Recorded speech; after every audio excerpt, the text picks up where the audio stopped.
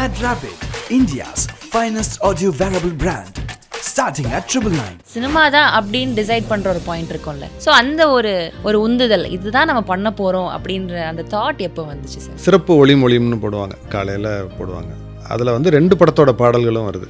கண்மணி அன்போடு சாங் வருது, ராக்கம்மா கையத்தட்டு, அந்த 2 பாடலும் வருது. ரெண்டுமே ரொம்ப அன்யூஷுவலாக இருக்குது. படம் ஆரம்பித்தப்போ பிளாக் அண்ட் ஒயிட்டில் ஆரம்பிச்சது. அண்ட் மிச்ச படம் ஃபுல்லாக பார்த்தா ஒரு மாதிரி மஞ்சள் கலரில் இருக்குது அப்படின்னு தான் தோணுச்சு. மஞ்சளாக இருக்குது, சிகப்பாக இருக்குது, கலரே தெரியல.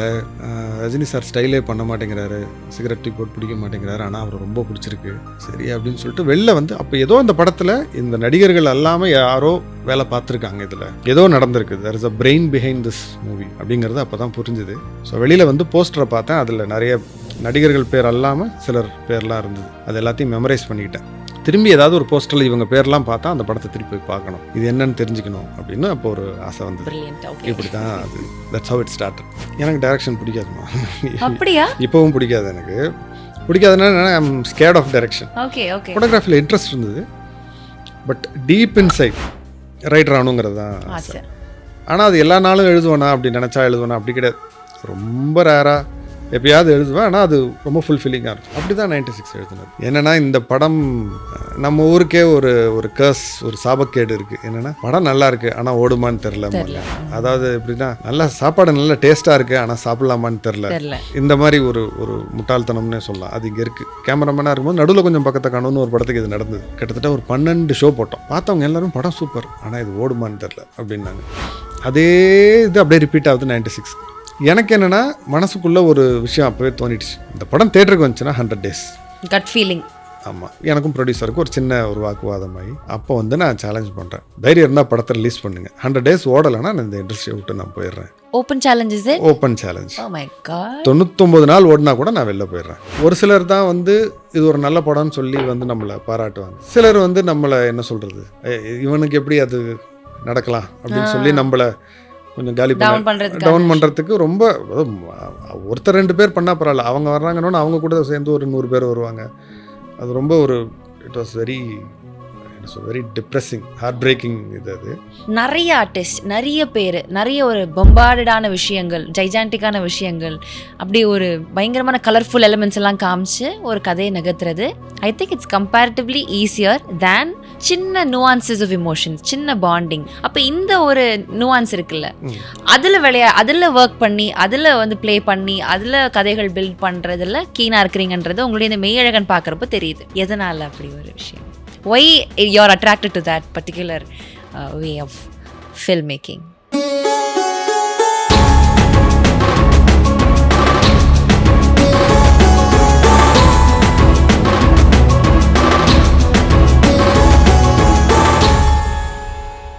ஆக்சுவலி சினிமாவில் வந்துட்டு ஒவ்வொரு பீரியட் ஆஃப் டைம்லேயும் ஒவ்வொரு டைப் ஆஃப் ஃபில்ம் மேக்கிங் இருக்கும், ஸ்டோரி டெல்லிங் பேட்டர்ன் இருக்கும். ஒரு டிரெக்டர் அந்த பேட்டர்னை உடைச்சா தான் அடுத்து அந்த பேட்டர்ன் சேஞ்ச் ஆகும். அந்த மாதிரி ஒரு இயக்குனராக தான் நான் அவங்கள பார்க்குறேன். ஐ think you broken something very cliché and 96 அப்படின்னு ஒரு பியூட்டிஃபுல் படத்தில் சம் டிஃப்ரெண்ட் பெர்ஸ்பெக்டிவ் எங்கள் எல்லாருக்கும் காமிச்சிங்க. So and I believe apart from your story telling concept and method, you have a beautiful story. உங்களுக்கான ஒரு கதை அழகாக இருக்குது, அதை இப்போ கேட்கணும் அப்படின்றது தான் இந்த ஒரு உரையாடலுக்கோட நோக்கமாக இருக்கும். எஸ். ஸோ சினிமாட்டோகிராஃபி அதுதான் முதல் உங்களுடைய ஒரு வேலையாக இருந்துச்சு. பட் அதுக்கு முன்னாடி சினிமா தான் அப்படின்னு டிசைட் பண்ணுற ஒரு பாயிண்ட் இருக்கும்ல, பிகாஸ் நீங்கள்லாம் வந்து ஃபில்ம் இன்ஸ்டியூட்டில் வேறு படிச்சிருக்கீங்க. அப்போ I think you been having a great plan முன்னாடியிலேருந்தே. அது ஒரு கோஇன்சிடென்ஸாவோ இல்லை ஒரு ஃப்ளூக்கில் நடந்த விஷயம்லாம் கிடையாது. யூ பீன் அ பிளானர் அதுக்கான இது அப்படின்றது தெரியுது. ஸோ அந்த ஒரு உந்துதல் இதுதான் நம்ம பண்ண போகிறோம் அப்படின்ற அந்த தாட் எப்போ வந்துச்சு சார்? 91. ஓகே. ஒரு தீபாவளி, தளபதி குணா 2 படமும் ரிலீஸ் ஆகுது. அப்போ அது எவ்வளோ பெரிய செலிப்ரேஷன் உங்களுக்கே தெரியும். ஒரு பக்கம் ரஜினி சார் படம், இன்னொரு பக்கம் கமல் சார் படம். அன்னைக்கு வந்து லைஃப் மாறப்போகுதுன்னெலாம் எனக்கு தெரியாது, ஏன்னா 8th ஸ்டாண்டர்ட் படிச்சுட்டு இருந்தேன். அப்போ அது எப்படின்னா சிறப்பு ஒளிமொழின்னு போடுவாங்க, காலையில் போடுவாங்க. அதில் வந்து 2 படத்தோட பாடல்களும் வருது. கண்மணி அன்போடு சாங் வருது, ராக்கம்மா கையத்தட்டு, அந்த 2 பாடலும் வருது. ரெண்டுமே ரொம்ப அன்யூஷுவலாக இருக்குது. அது வரைக்கும் அந்த 2 பேரோட 2 நடிகர்களோட படங்களோட சாயலே இல்லை. ஸோ ரொம்ப ஆசையாக இருந்துச்சு படத்தை பார்க்கணுன்னு. ஸோ முதல்ல போய் பார்த்தது தளபதி. அப்போ எப்படின்னா இந்த மாதிரி அட்வான்ஸ் புக்கிங் அதெல்லாம் கிடையாது. போய் க்யூவில் நின்று அடித்து பிடிச்சி வாங்கணும், கிடைக்கல. பிளாக்கில் விற்பாங்க வெளியில். அப்போ என்ன ஒரு 2 ரூபா 3 ரூபா கூட வச்சு விற்பாங்க. அதில் பிளாக்கில் டிக்கெட் வாங்கிட்டு நானும் எங்கள் அம்மாவும் தான் போய் பார்த்தோம். பிரச்சனை வரக்கூடாதுன்னு சொல்லிட்டு எப்படின்னா லேடிஸ்லாம் ஒரு பக்கம் ஜென்ஸ்லாம் ஒரு பக்கம் பிரித்து வச்சுருவாங்க. அப்படி பார்த்த படம் தான் தளபதி. படம் ஆரம்பித்தப்போ பிளாக் அண்ட் ஒயிட்டில் ஆரம்பிச்சிது. அண்டு மிச்ச படம் ஃபுல்லாக பார்த்தா ஒரு மாதிரி, இப்போ அதுக்கான பேர்லாம் தெரியுது, ஒரு ஆம்பர் டோன் அப்படின்லாம் டெக்னிக்கலாக சொல்கிறோம். மஞ்சள் கலரில் இருக்கே அப்படின்னு தான் தோணுச்சு. மஞ்சளாக இருக்குது, சிகப்பாக இருக்குது, கலரே தெரியல, எல்லாம் ஒரே மாதிரி இருக்காங்க. ரஜினி சார் ஸ்டைலே பண்ண மாட்டேங்கிறாரு, சிகரெட் டீ போட்டு பிடிக்க மாட்டேங்கிறாரு, ஆனால் அவரை ரொம்ப பிடிச்சிருக்கு. மம்முட்டி சார், ஏன்னா அவரை நம்ம மலையாளத்தில் ஒரு சூப்பர் ஸ்டார் தெரியும், அவ்வளோதான். அவர் நடிச்சிருக்காரு, பிரமாதமாக இருக்குது நடிப்பு. இவங்க 2 பேர் இல்லாமல் 3ஆவதாக ஒருத்தர் செக்கச்சவேர்னு ஒரு கலெக்டர் நடிக்கிறாரு. அவர் பார்த்தா ரஜினி சார் மம்முட்டி சார்லாம் எதிர்த்து பேசுகிறாரு, அவரையும் நமக்கு பிடிச்சிருக்கு. என்னமோ இருக்கே அப்படின்னு நினச்சி அந்த படம் என்னை வந்து அன்செட்டில் பண்ணிச்சு. சரி அப்படின்னு சொல்லிட்டு வெளில வந்து அப்போ ஏதோ அந்த படத்தில் இந்த நடிகர்கள் அல்லாமல் யாரோ வேலை பார்த்துருக்காங்க, இதில் ஏதோ நடந்திருக்கு, there is a brain behind this movie அப்படிங்கிறது அப்போ தான் புரிஞ்சுது. அது யாருன்னு எனக்கு தெரியல. ஸோ வெளியில் வந்து போஸ்டரை பார்த்தேன், அதில் நிறைய நடிகர்கள் பேர் அல்லாமல் சிலர் பேர்லாம் இருந்தது. அது எல்லாத்தையும் மெமரைஸ் பண்ணிக்கிட்டேன். இயக்கம் மணிரத்னம், ஒளிப்பதிவு வந்து சந்தோஷ் சிவன், அப்புறம் எடிட்டர் யார், இப்படி எல்லாரோட பேரையும் மனப்பாடம் பண்ணிக்கிட்டேன். திரும்பி ஏதாவது ஒரு போஸ்டரில் இவங்க பேர்லாம் பார்த்தா அந்த படத்தை திருப்பி போய் பார்க்கணும், இது என்னன்னு தெரிஞ்சுக்கணும் அப்படின்னு அப்போ ஒரு ஆசை வந்தது. இப்படி தான் அது, that's how it started. Okay. So 8வது படிக்கிறப்போ அந்த ஒரு ஆர்வம் வந்திருக்கு. ஒரு சேனலோட நீங்கள் போட்டுட்டீங்க, இதுதான் பண்ணணும், மேபி இது ஆசைப்பட்ட ஒரு விஷயமா இருக்குது. பட் சினிமாக்குள்ளே வரணும் அப்படின்னு நம்ம வீட்டில் சொன்னாலே ஐ திங்க் அது ஒரு பெரிய ஒரு போராட்டமாகவே இருக்கும். அது ஜஸ்ட் லைக் தட் யாரும் அதை விட்டுற மாட்டாங்க. ஐ திங்க் இன்றைக்கு வரைக்கும் என்னெல்லாமோ மாறி இருக்கு. பட் இந்த ஒரு பாயிண்ட் வந்து தேர்ஸ் ஸ்மால் இன்ஹிபிஷன் எல்லாருக்கிட்டையும், சினிமாவா வேணாம்ப்பா அப்படின்ட்டு. அதுவும் அதில் ஒரு சர்வைவல் இருக்காது அப்படின்ற மாதிரி. அப்போ ஃபேமிலியை கன்வின்ஸ் பண்ணுறதுன்னு ஒரு விஷயம் இருக்குல்ல. நீங்கள் Trichy, if I'm not wrong இல்லையா, தஞ்சாவூரில் இருந்திருக்கீங்க. அப்படின்றப்போ சினிமா எக்ஸ்போஜர் மேபி அந்த அளவுக்கு ஒரு ப்ரொஃபஷனாக எடுத்துகிட்டு போகிற அளவுக்குலாம் ஒத்துக்க மாட்டாங்க. ஸோ தஞ்சாவூர் பையன் வந்து அம்மா அப்பாவை எப்படி கன்வின்ஸ் பண்ணார்? ஆக்சுவலாக கன்வின்ஸ் பண்ண வேண்டிய அவசியம் இல்லாமல் இருந்தது. காரணம் என்னென்னா, அப்பாவுக்கு வந்து சினிமாவில் ரொம்ப ஆர்வம் ஜாஸ்தி. அவர் ஆனால் ஹிந்தி படங்கள் நிறையா பார்க்குறவர். அம்மாவுக்கு வந்து தமிழ் படங்களோட இசை இருக்குல்ல, அதில் ரொம்ப ஆர்வம். உதாரணத்துக்கு எஸ் ஜானகி அம்மா, எஸ்பிபி சாரோட பெரிய ஃபேன் அவங்க. ஈவன் டிஎம் சௌந்தரராஜன் அந்த டைம்லேருந்து உள்ள பாடல்கள்லாம் மனப்படமாக பாடுவாங்க. அம்மாவுக்கு ரேடியோவில் ஒரு பாட்டு போடுறாங்கன்னா அந்த ஃபஸ்ட்டு ஆரம்பிக்கும் போது இதுதான் பாட்டு, இவங்க தான் பாடகர்கள் அப்படின்னு சொல்கிற அளவுக்கு அவங்களுக்கு இது இருந்துச்சு, அதில் இன்ட்ரெஸ்ட் இருந்தது. அதனால் சினிமா வந்து ஃபேமிலியில் இருந்துச்சு. வீட்டில் வேறு ஒரு டேப் ரெக்கார்டர் அப்போவே இருந்தது. ஸோ மாறி மாறி பிடிச்ச படங்களோட பாடல் கேட்குறது. அப்போ வந்து கேசட்டில் ஃபுல் படத்தோட டைலாக்ஸ் வரும். ஆமாம், நானும் கேள்விப்பட்டிருக்கேன். எஸ், ஆமாம். அது மாதிரி நிறைய வச்சுருந்தோம். ஸோ கிட்டத்தட்ட காதலுக்கு மரியாதை வரைக்கும் நாங்கள் அதை கேசட்டாக வச்சுருந்தோம். பழைய படங்கள்லேருந்து அது வரைக்கும் வச்சுருந்தோம். ஸோ இன்ட்ரெஸ்ட் வந்து இருந்தது. ஆனால் 3வது காரணம் தான் முக்கியமான காரணம். என்னென்னா, நான் வீட்டுக்கு அடங்க மாட்டேன். ஸோ கிட்டத்தட்ட என்னை வளர்க்குறதுக்கு எங்கள் அம்மாலாம் ரொம்ப கஷ்டப்பட்டுருக்காங்க. அவங்கள்ட்ட வாழ்க்கையில் நீங்கள் என்ன கஷ்டப்பட்டீங்கன்னா அவங்க என்ன தான் பார்ப்பாங்க. அந்த லெவலுக்கு நான் ரொம்ப படுத்தியிருக்கேன். அப்பா இங்கே இருந்தது கிடையாது. அப்பா ஃபுல்லாக கல்ஃப் கண்ட்ரீஸில் தான் ஒர்க் பண்ணாங்க. அதனால் என்னோட அந்த அடோலசன்ஸ் வந்து அப்பா ரொம்ப பார்த்ததில்ல. கிட்டத்தட்ட நான் ஹைஸ்கூல் முடிக்கிற டைமில் தான் திருப்பி வந்தாங்க. அது வரைக்கும் வருவாங்க போவாங்க, அப்படி தான். ஸோ அப்பாவுக்கு பெருசாக தெரியாது. ஆனால் இன்ஸ்பிரேஷன் வந்து ஃபோட்டோகிராஃபிக்கெலாம் அப்பா தான். ஏன்னா அப்போவே ஸ்டில் கேமரா வச்சு ஃபோட்டோலாம் எடுப்பார். அண்ணன் நிறையா ஃபோட்டோஸ் எடுப்பான். ஸோ அதனால் ஃபேமிலியில் கன்வின்ஸ் பண்ண வேண்டிய இது இல்லை. இன்னொன்று என்னென்னா, +2 மார்க் ரொம்ப கம்மி. ரொம்ப எந்த அளவுக்கு கம்மினா, என் பேட்சில் வந்து ஒரே ஒரு பையன் தான் ஃபெயில் ஆனான். ஆனால் அவனோட டோட்டல் என்னை விட ஜாஸ்தி. அவன் இம்ப்ரூவ்மெண்ட் எழுதி அதுக்கப்புறம் அவன் மெடிக்கல் ஃபீல்டுக்கே போயிட்டான். ஸோ நல்லா படிக்கிற பையன் தான். ஏதோ ஒரு சப்ஜெக்டில் அவனுக்கு மிஸ் ஆகிடுச்சு. பட் நான் தான் இருக்கிறதுலே கம்மி. அதனால் எனக்கு வேறு வழியே இல்லை. எனக்கு ப்ரொஃபஷனல் கோர்சஸ்லாம் கிடைக்கல. என் இன்ட்ரெஸ்ட்டில் விட வேண்டிய ஒரு கட்டாயம். எஸ். இப்போ வந்து ஃபில்ம் அதே வீட்லேயே வந்து ஃபில்ம் இன்ஸ்டியூட்டில் அவங்களுக்கு ஜாயின் பண்ணி விட்டாங்க இல்லையா? விஸ்காம் படித்தேன் ஃபஸ்ட்டு. Okay, first viscom. ஏன்னா ஃபிலிம் இன்ஸ்டியூட் நான் கண்டுபிடிச்சி இங்கே வர்றதுக்குள்ளார அட்மிஷன்லாம் முடிஞ்சிருச்சு. ஊரில் இருந்ததுனால எனக்கு அந்த டீட்டெயில்ஸ்லாம் தெரில. இப்போ மாதிரி இன்டர்நெட்லாம் கிடையாது. நியூஸ் பேப்பரில் ஒரு ஆட் வரும். சேம் இது முத்தையா சார் சொன்னார். அந்த ஆட் பார்த்து இப்படி ஒன்று இருக்குது அப்படின்னு தெரிஞ்சுக்கிட்டு நான் வந்தேன் பஸ் ஏறி அப்படின்ட்டு. எஸ், அது வரத்துக்குள்ளே இங்கே முடிஞ்சிருச்சு. சரி, பிஎஃப்ஏ சேரலாம் அப்படின்னு சொல்லி காலேஜ் ஆஃப் ஆர்ட்ஸை தேடி போகிறதுக்குள்ளே அங்கே அட்மிஷன் முடிஞ்சிருச்சு. இப்படி லயலாக முடிஞ்சுது. மிச்சம் இருந்தது ஒன்று தான் கோயம்புத்தூரில் ஜேஆர்டி காலேஜ் ஆஃப் சயின்ஸ் அப்படின்னு. அங்கேயும் அட்மிஷன் முடிஞ்சிருச்சு. பட் அந்த அது வந்து ஒரு ப்ரைவேட் காலேஜுங்கிறதுனால அவங்க பாவப்பட்டு ஒரு சீட் கொடுத்தாங்க. சரி ரொம்ப ரொம்ப பாவமாக இருக்கான் பார்த்தா அப்படின்னு நான் வரைஞ்ச ஸ்கெச்சஸ் ஸ்கல்ப்சர்ஸ் எல்லாத்தையும் எடுத்துகிட்டு போயிட்டேன், ஃபோட்டோகிராஃப்ஸ் எல்லாமே. ஸோ அவங்களுக்கு அதெல்லாம் பார்த்தோன்னே இவனை திருப்பி அனுப்ப மனசு இல்லைன்னு சொல்லி அப்படியே ஜாயின் பண்ணிக்கிறியான்னாங்க. நான் சும்மா காலேஜை வேடிக்கை பார்க்க போனேன், பார்த்தா அப்படியே ஜாயின் பண்ணிக்கோன்னா எங்கள் அப்பா அப்படியே ஹாஸ்டலில் விட்டுட்டு அவர் ஊருக்கு வந்துட்டார். அப்படி கிடச்சது தான் viscom seat. But visual communication பத்தலை. That's more and umbrella course. ஒரு மாதிரி உங்களுக்கு ஒரு ஐடியா இருக்கும், இதை வச்சு நீங்கள் ஒரு ப்ரொஃபஷனல் ஆகிட முடியுமானா கஷ்டம். ஐ மீன் எஸ்பெஷலி இன் சினிமா, அட்வர்டைஸிங்லலாம் போகலாம்.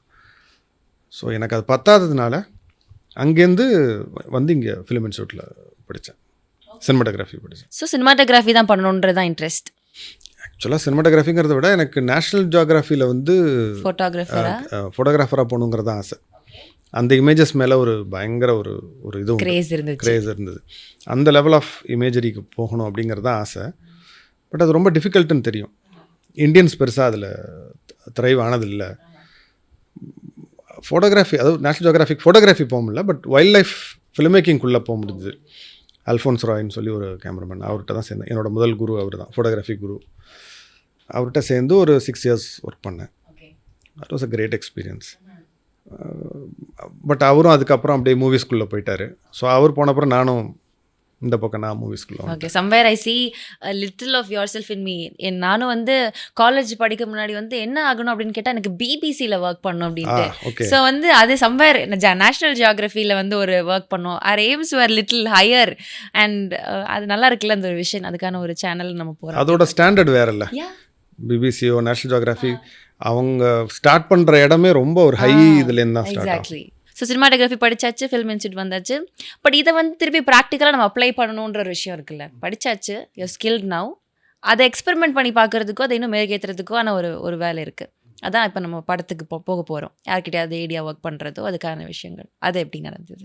நான் படிக்கும் போதே ஆக்சுவலாக எனக்கு ஒரு லெக்சரர் ஒருத்தர் இருந்தார், ரமேஷ் சார்னு பேர். அவங்க ப்ராசஸிங் டீச் பண்ணுவாங்க.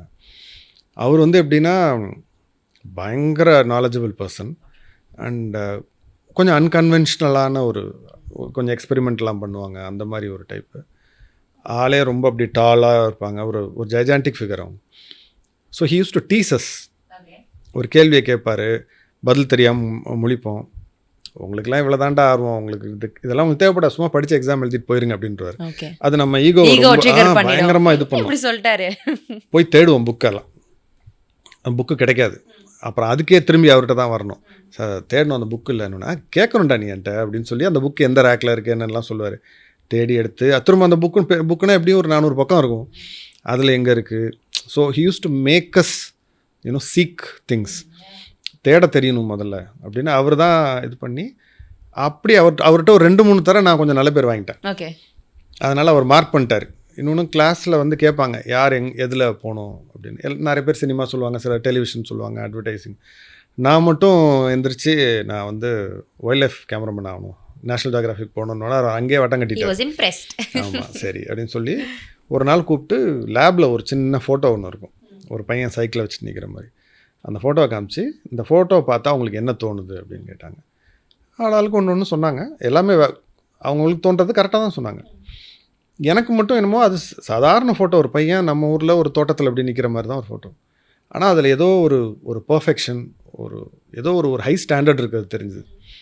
சொல்ல தெரியாமல் சொன்னேன், ஏதோ ஒரு ஹாலிவுட் ஃபிலிமோட ஃப்ரேம் மாதிரி இருக்குது, ஒரு இன்டர்நேஷ்னல் ஃபிலிமோட ஒரு இமேஜ் மாதிரி இருக்குது அப்படின்னு. எல்லோரும் போனப்புறம் தனியாக கூப்பிட்டு ஏன் உனக்கு அப்படி தோணுச்சு அப்படின்னாரு. எனக்கு தெரியல சார், எல்லாமே கரெக்டாக இருக்குது அப்படின்னு. அது எல்லாம்னா என்ன அப்படின்னு அப்படியே பேச ஆரம்பித்து அப்புறமா சொன்னார், இதை எடுத்தது வந்து அல்ஃபோன்ஸ் ராய்னு ஒரு கேமராமேன். அது அவர் யூஸ் பண்ண டெக்னிக் வந்து ஒன்று அப்படி சொல்ல வைக்கிது, இதை நீ கற்றுக்க வேணாமா அப்படின்னாரு. சார் கண்டிப்பாக, பட் அவ்வளோ பெரிய ஆள்கிட்ட நான் எப்படி சார் போய் சேர்றது, நான் ஒன்றுமே இல்லையே அப்படின்னு. ஒன்றும் இல்லை, அவர் இங்கேருந்து ஒரு 1 கிலோமீட்டரில் தான் அவர் வீடு இருக்குது, நான் சொல்கிறேன் போய் ட்ரை பண்ணு சேர்ந்துருவேன் அப்படின்னாரு. அப்புறம் அவர் சொல்லி போய் சாரை போய் பார்த்தேன். நான் அப்போவே நிறைய ஃபோட்டோகிராஃப்ஸ் வச்சுருப்பேன், ஒரு 100 ஃபோட்டோகிராஃப் என்னோட பெஸ்ட்டுன்னு நான் பிரிண்ட் பண்ணி வச்சுருப்பேன். ஒரு போர்ட்ஃபோலியோ மாதிரி. எங்கே போனாலும் அந்த கையில் தூக்கிட்டே தான் சுற்றுவேன். ஏன்னா நீ யாருன்னு கேட்டால் நமக்கு வார்த்தையாக சொல்ல தெரியாது, எடுத்து கையில் கொடுத்துருவோம். அதை பார்த்துட்டு மேபி அதுக்கப்புறம் நம்மளை கொஞ்சம் ஒழுங்காக ட்ரீட் பண்ணுவாங்க. அதனால் அப்போ அந்த ஒரு ரெக்கக்னிஷனுக்கு தானே நமக்கு ஏங்குவோம். நான் அதே மாதிரி அவரை பார்க்குறதுக்கு அந்த இதோட கிளம்பி போயிட்டேன். போனால் அவர் வந்தார். அவர் அப்படியே சிங்கம் மாதிரி இருக்கும் குரல் அவருக்கு. வந்து பேசிக்கிட்டு ரொம்ப மரியாதையாக நடத்தினார். ஃபோட்டோகிராஃப்ஸ்லாம் வாங்கி பார்த்து ரொம்ப பாராட்டுறாரு, சூப்பர்னு. நான் நினச்சேன் சரி நம்ம பயங்கரமாக எடுத்துருக்கோம் போல் அப்படின்னு நினச்சிட்டு சந்தோஷமாக இருக்கேன் சேர்ந்துட போகிறோம் அப்படின்னு. அவர் கிட்டத்தட்ட ஆல்மோஸ்ட் சேர்ந்துக்கோங்கிற மாதிரி சொல்லிவிட்டு, என்னோடய டாக்குமெண்ட்ரி 2 இருக்குது பார்க்குறியா, ஃப்ரீயாக இருந்தீங்கன்னா பாரு அப்படின்னாரு. பார்த்தோன்னே அந்த ஏறினது எல்லாம் அப்படியே இறங்கிடுச்சு. என்னென்னா அது 2மே எம்மி அவார்டு வாங்கின டாக்குமெண்ட்ரிஸ். ஸோ அதில் இருக்கிற ஒரு ஃப்ரேமை நம்ம எடுக்கணும்னா இன்னொரு 10 வருஷம் நம்ம ஒர்க் பண்ணணும், நம்ம படிக்கணும், வளரணும் அப்படின்னு அப்புறம் தான் தெரிஞ்சுது. அது எங்கே இருக்குது அந்த அந்த இது நம்ம ஒரு இன்டர்நேஷ்னல் ஸ்டாண்டர்ட்ங்கிறது எங்கே இருக்குங்கிறது அப்போ தான் தெரிஞ்சுது. யாரை பார்க்க வந்திருக்கோம், அவர் ஏதோ 1 கிலோமீட்டர் பக்கத்தில் இருக்காருன்னு நினச்சோம், இல்லை அவர் எங்கேயோ இருக்காருன்னு அப்புறம் தான் தெரிஞ்சுது. So that's how that assistant life started. Okay. அதுக்கப்புறம் ஒரு 6 years ஆஃப் இன்டென்ஸ் லேர்னிங் தான். Wildlife photography, wildlife documentary படம் கூட 1-2 பண்ணாங்க. But art films, art house films. But on the whole cinematography ஃபோட்டோகிராஃபிங்கிறது வந்து அப்படி தான் ஸ்டார்ட் ஆச்சு. ஸோ வைல்ட் லைஃப் ஃபோட்டோகிராஃபி அப்படின்னு நீங்கள் ஃபஸ்ட்டே சொன்னீங்க எனக்கு அதில் ஆசை அப்படின்ட்டு. ஆசைப்பட்ட ஒரு விஷயம் கிடைக்கிறப்போ அதோடைய நம்ம எக்ஸ்பெக்டேஷன் ஒன்று இருந்திருக்கும், ஆனால் அது வந்து அனுபவம் கொடுக்கறது வேற ஒன்றா இருக்கும். அந்த மாதிரி wild life photography how did it treat you? என்ன எக்ஸ்பீரியன்ஸ் கிடைச்சது அதில்? முதல்ல அது கற்றுக் கொடுத்தது பேஷன்ஸ். ஓகே. நம்ம என்ன நினச்சிட்டு இருப்போம்னா ஜங்கிள் புக் கார்ட்டூனில் வரும்ல, அப்படி காட்டுக்குள்ளே போன உடனே மான் ஓடும், யானை ஓடும், சிங்கம் வந்து பேசும், பகீரா வரும், அப்படிலாம் இல்லை. அது வனாந்தரமாக இருக்கும். ரொம்ப நேரம் வெயிட் பண்ணோம்னா ஒன்று ஒரு சில தரெல்லாம் பல நாட்கள் வெயிட் பண்ணிலாம் எடுத்திருக்கோம். ஓகே. ஸ்னேக்ஸ்னால் எனக்கு ரொம்ப பிடிக்கும். அதனால் நான் உள்ளே போகும்போதே கிங்கோப்ரா பற்றி தான் ஒரு டாக்குமெண்ட்ரி இருந்தது. ஸோ அது பயங்கரமான experience. Rain forest first time rain ஃபாரஸ்ட்குள்ளெல்லாம் போகிறேன். அதாவது ரெயின் ஃபாரஸ்ட்னா மான்சூனில், இது நம்ம கர்நாடகாவில் குதிரமுக், மேங்களூர் பக்கத்தில். அங்கே அது எப்படின்னா அந்த 3 months ஃபுல்லாக மழை பெஞ்சிட்டே தான் இருக்கும், நிற்கவே நிற்காது. நீங்கள் சூரியனை பார்க்கவே முடியாது, அப்படி ஒரு மழை இருக்கும். ஸோ அது அங்கேருந்து தான் ஸ்டார்ட் ஆச்சு. அண்ட் அந்த இடம் எப்படின்னா ஒன்று லீச்சஸ் இல்லை ஸ்னேக்ஸ். அப்படி சச் அ பியூட்டிஃபுல் பிளேஸ். அவ்வளோ என்ஜாயபிளாக இருந்தது. அது கிங்கோப்ரா எக்ஸ்லேருந்து அந்த குட்டி வர்றது, ஏன்னா ஃபுல்லாக அதுதான் ப்ரீடிங் டைம் அது. ஸோ அது அப்படியே it will be like full of life. அவ்வளோ அழகாக இருக்கும். But of course you have to go through some hardships. ரொம்ப என்ஜாயபிளாக இருந்தது. So the true side of wildlife இது இருக்குல்ல, அதை அப்போ தான் எக்ஸ்பீரியன்ஸ் பண்ண முடிஞ்சுது. அது அவ்வளோ ஈஸி கிடையாது. நம்ம சாதாரணமாக பார்க்கக்கூடிய ஒரு ஷாட் வந்து எவ்வளோ எஃபர்ட் போடணும், எவ்வளோ ஃபோர்ஸி பண்ணணும். முதல்ல அதுக்கு ஒரு ரிசர்ச்சர் இருப்பாங்க, அவங்க சொல்கிறத லிசன் பண்ணணும். உங்களோட இன்ஸ்டிங்ஸையும் நீங்கள் யூ ஹேவ் டு ஒபே. அது நிறைய விஷயம் சேர்ந்தது.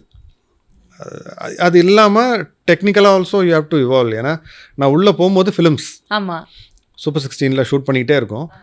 அப்போ தான் வந்து சொல்கிறாங்க இந்த மாதிரி அடுத்து ஹெச்டின்னு ஒன்று வரப்போகுது, அது நீங்கள் கற்றுக்கங்க, it's going to be the future of இது அப்படின்னா நாங்களாம் யோசிக்கணும் வீடியோ எப்படி வந்து ஃபிலிம் இது பண்ணணும். பார்த்தா கொஞ்சம் கொஞ்சமாக ஹெச்டி வாஸ் டேக்கிங் ஓவர். இந்தியாவோட ஃபஸ்ட்டு ஹெச்டி ஷூட் வந்து அல்ஃபோன்ஸ் சார் தான் பண்ணுறாரு. அதில் நான் அசிஸ்டண்ட்டாக இருக்கேன். ஸோ அதெல்லாம் பெரிய இது. அதையும் ரெயினில் தான் ஷூட் பண்ணுறோம். இந்த இந்தியாவோட மான்சூன் இருக்குல்ல, அதை ஷூட் பண்ணோம். ஸோ அது எல்லாமே anything related to nature, it will teach you a lot. Okay. But அதில் கிடைச்ச அந்த நாலேஜ் வந்து அப்படியே மூவிஸில் யூஸ் ஆனது. It also reflects on my movies. ஏதோ ஒரு வகையில் அந்த நேச்சரோட எல்லா எலமெண்ட்ஸும் உள்ளே கொண்டு வந்துடணும்னு ஒரு ஆசை இருக்கும். Okay okay. ஏதாவது ஒரு பர்டிகுலர் ஸ்கேரியஸ்ட் மொமெண்ட் இந்த ஃபோட்டோ எடுக்கிறப்போ அப்படி ஏதாவது ஷேர் பண்ணுற மாதிரி இருக்குமா? நிறைய நடந்திருக்கு. Something that you can't forget any day, என்றைக்கும் நான் மறக்க மாட்டேன் அப்படின்ற ஒரு மெமரி. அனிமல்ஸ் என்கவுண்டர்ஸை வந்து நான் பொதுவாக இன்டர்வியூஸில் சொல்ல மாட்டேன். ஏன்னா அது ஜென்ரலாகவே நம்ம ஊரில் வந்து சும்மா ஒரு பாம்பு போனாலே போய் அடிச்சிருவாங்க, சும்மா ஒரு பூச்சி போனால் போய் அடிச்சிருவாங்க. ஏன்னா அது கடிக்கும் அப்படின்னு சொல்லிட்டு அடிப்பாங்க. அது கடிச்சிருக்காது, அது பாட்டு போயிட்டு இருந்திருக்கும். அதனால் fear of animals or anything other than humans is not necessary. அது தேவையே இல்லை. அது காரணம் என்னென்னா அது வந்து அதுங்களுக்கு ஒரு defence mechanism. So they don't attack you unless they are provoked. பல நேரம் ப்ரொவோக் பண்ணிங்கன்னா கூட அது ஓடி தான் போயிடும். சிங்கம் கூட சொல்கிறேன்னா, சிங்கமோ புலியோ கூட உங்களை துரத்திட்டுலாம் வந்துடலாம் அடிக்காது. சில இடங்களில் நீங்கள் பார்க்கக்கூடிய மேனிட்டர்ஸ் அதெல்லாம் வந்து ஏன்னா நம்மளோட என்க்ரோச்மெண்ட்னால வர்றது தான். அதோட லிவிங் ஸ்பேஸ்க்குள்ளே நம்ம போகும்போது தான் அது நடக்குது. அதனால் அதை பார்த்து பயப்பட தேவையில்ல. அதனால நாங்கள் எதுவும் டேஞ்சர் நாங்கள் என்கவுண்டர் பண்ணதில்லை. ஒரு தடவை நடந்தது, ஆனால் அது வந்து it's more to do with nature, not animals. Mumbai இப்போ இருந்தீங்கன்னா தெரியும், ஹாஜி அலின்னு ஒரு இடம் இருக்குது. கடலுக்குள்ளார அப்படி ரோடு மாதிரி போகும், எண்டில் ஒரு மாஸ்க் இருக்கும். ஓகே. ரொம்ப தூரம் கிடையாது, எனக்கு தெரிஞ்சு ஒரு 500 அடி அந்த மாதிரி இருக்கும்னு நினைக்கிறேன். அங்கே ஷூட் பண்ணோம், அகெயின் மான்சூனில், அந்த ஃபஸ்ட்டு ஹெச்டி ஷூட். உள்ளே போகும்போதே அங்கே நிறைய தமிழ் ஆளுங்க இருப்பாங்க, கரையிலே இருப்பாங்க. அவங்கெல்லாம் வந்து திட்டுறாங்க, இன்ஃபேக்ட் கெட்ட வார்த்தை சொல்லி திட்டினாங்க. அப்படின்னா உங்களுக்கெல்லாம் படம் எடுக்கணும், காசு சம்பாதிக்கணும்னு, இவ்வளோ அலை அடிக்குது அப்படின்னோடனே எனக்கு சுத்தமாக பயம் இல்லை, வயசு வேறு கம்மி. அதனால் நான் ஜாலியாக போயிட்டேன். சார் சுத்தம், அல்ஃபோன்ஸ் சாருக்கு அதெல்லாம் அவர் கேமரா பார்த்தாருன்னா அவருக்கு வேறு எதுவுமே தெரியாது. நாங்கள் பாட்டு உள்ளே போய் கேமரா வச்சு ஷூட் பண்ணிகிட்டு இருக்கப்போ எதுக்கு இருக்கவங்கள பார்த்துட்டே தான் இருக்கிறோம். அது எப்படின்னா அப்படி வரிசையாக அலை அடிக்கும், கடன்னு ஒடி அடிக்கும். It will be a spectacular shot. அதாவது ரொம்ப என்ஜாய் பண்ணி ஸ்லோ மோஷனில் எடுக்கிறோம், நார்மலில் எடுக்கிறோம், டெலியில் எடுக்கிறோம், வைடில் எடுக்கிறோம், அப்படி மாற்றி எடுத்துகிட்டு இருக்கோம். திடீர்னு அங்கே இருக்கவங்க எக்ஸ்ப்ரெஷன் எல்லாம் மாறிச்சு. என்னென்னு பார்த்தா 2 சைட்லேருந்து அலை வந்தது, அது கவனிக்கல. வந்து அது அடித்தது எப்படின்னா எங்கள் 2 பேரையும் அப்படி அந்தரத்தில் தூக்கி இப்படி பலார்னு இப்படி அடிச்சது. எப்படி மேலே போனோம், எப்படி கீழே விழுந்தோம், கேமரா என்னாச்சு ஒன்றுமே தெரியாது. ஸோ ஏதாவது ஒன்று கொஞ்சம் அன்னிவனாக இருந்ததுன்னா கடலுக்குள்ளே இழுத்து பாறையில் அடிச்சிருக்கும். அது ஒரு மேஜர் இன்சிடெண்ட். ஆனால் என்னென்னா கீழே விழும்போதே நல்ல வேளை நான் கேமரா ஹேண்டிலில் என் கை மாட்டிக்கிட்டு இருந்தது. சாருமே எந்திரிச்சிட்டாங்க, கீழே விழுந்தோடனே எந்திரிச்சிட்டு வந்து எங்களை காப்பாற்றி கூப்பிட்டு போயிட்டாங்க. ஏன்னா கொஞ்சம் அடிபட்டிருந்தது, கூப்பிட்டு போயிட்டாங்க. ஹோட்டல் போயிட்டோம். நைட்டு டின்னர் வரைக்கும் 2 பேருமே ஒன்றும் பேசலை, கம்முன்னு இருந்தோம். அப்புறமா ஒரு கிட்டத்தட்ட டின்னர் முடிக்கிற நேரத்தில் கேட்டாங்க, இன்னும் கொஞ்சம் வேறு மாதிரி இருந்தால் ஏதாவது ஆயிருக்கும்லடா அப்படின்னாரு. ஆமாம் சார், அதாவது தான் லைட்டாக கண்ணில் காமிச்சிருச்சு அன்றைக்கி. இப்போ ஞாபகம் இருக்கிறது அது ஒன்று தான் ஞாபகம் இருக்குது. இந்த பாட்டு பார்க்குற நிறைய ஃபோட்டோகிராஃபர்ஸ்க்கு ஒரு பெரிய இன்ஸ்பிரேஷனாக இருக்கும்.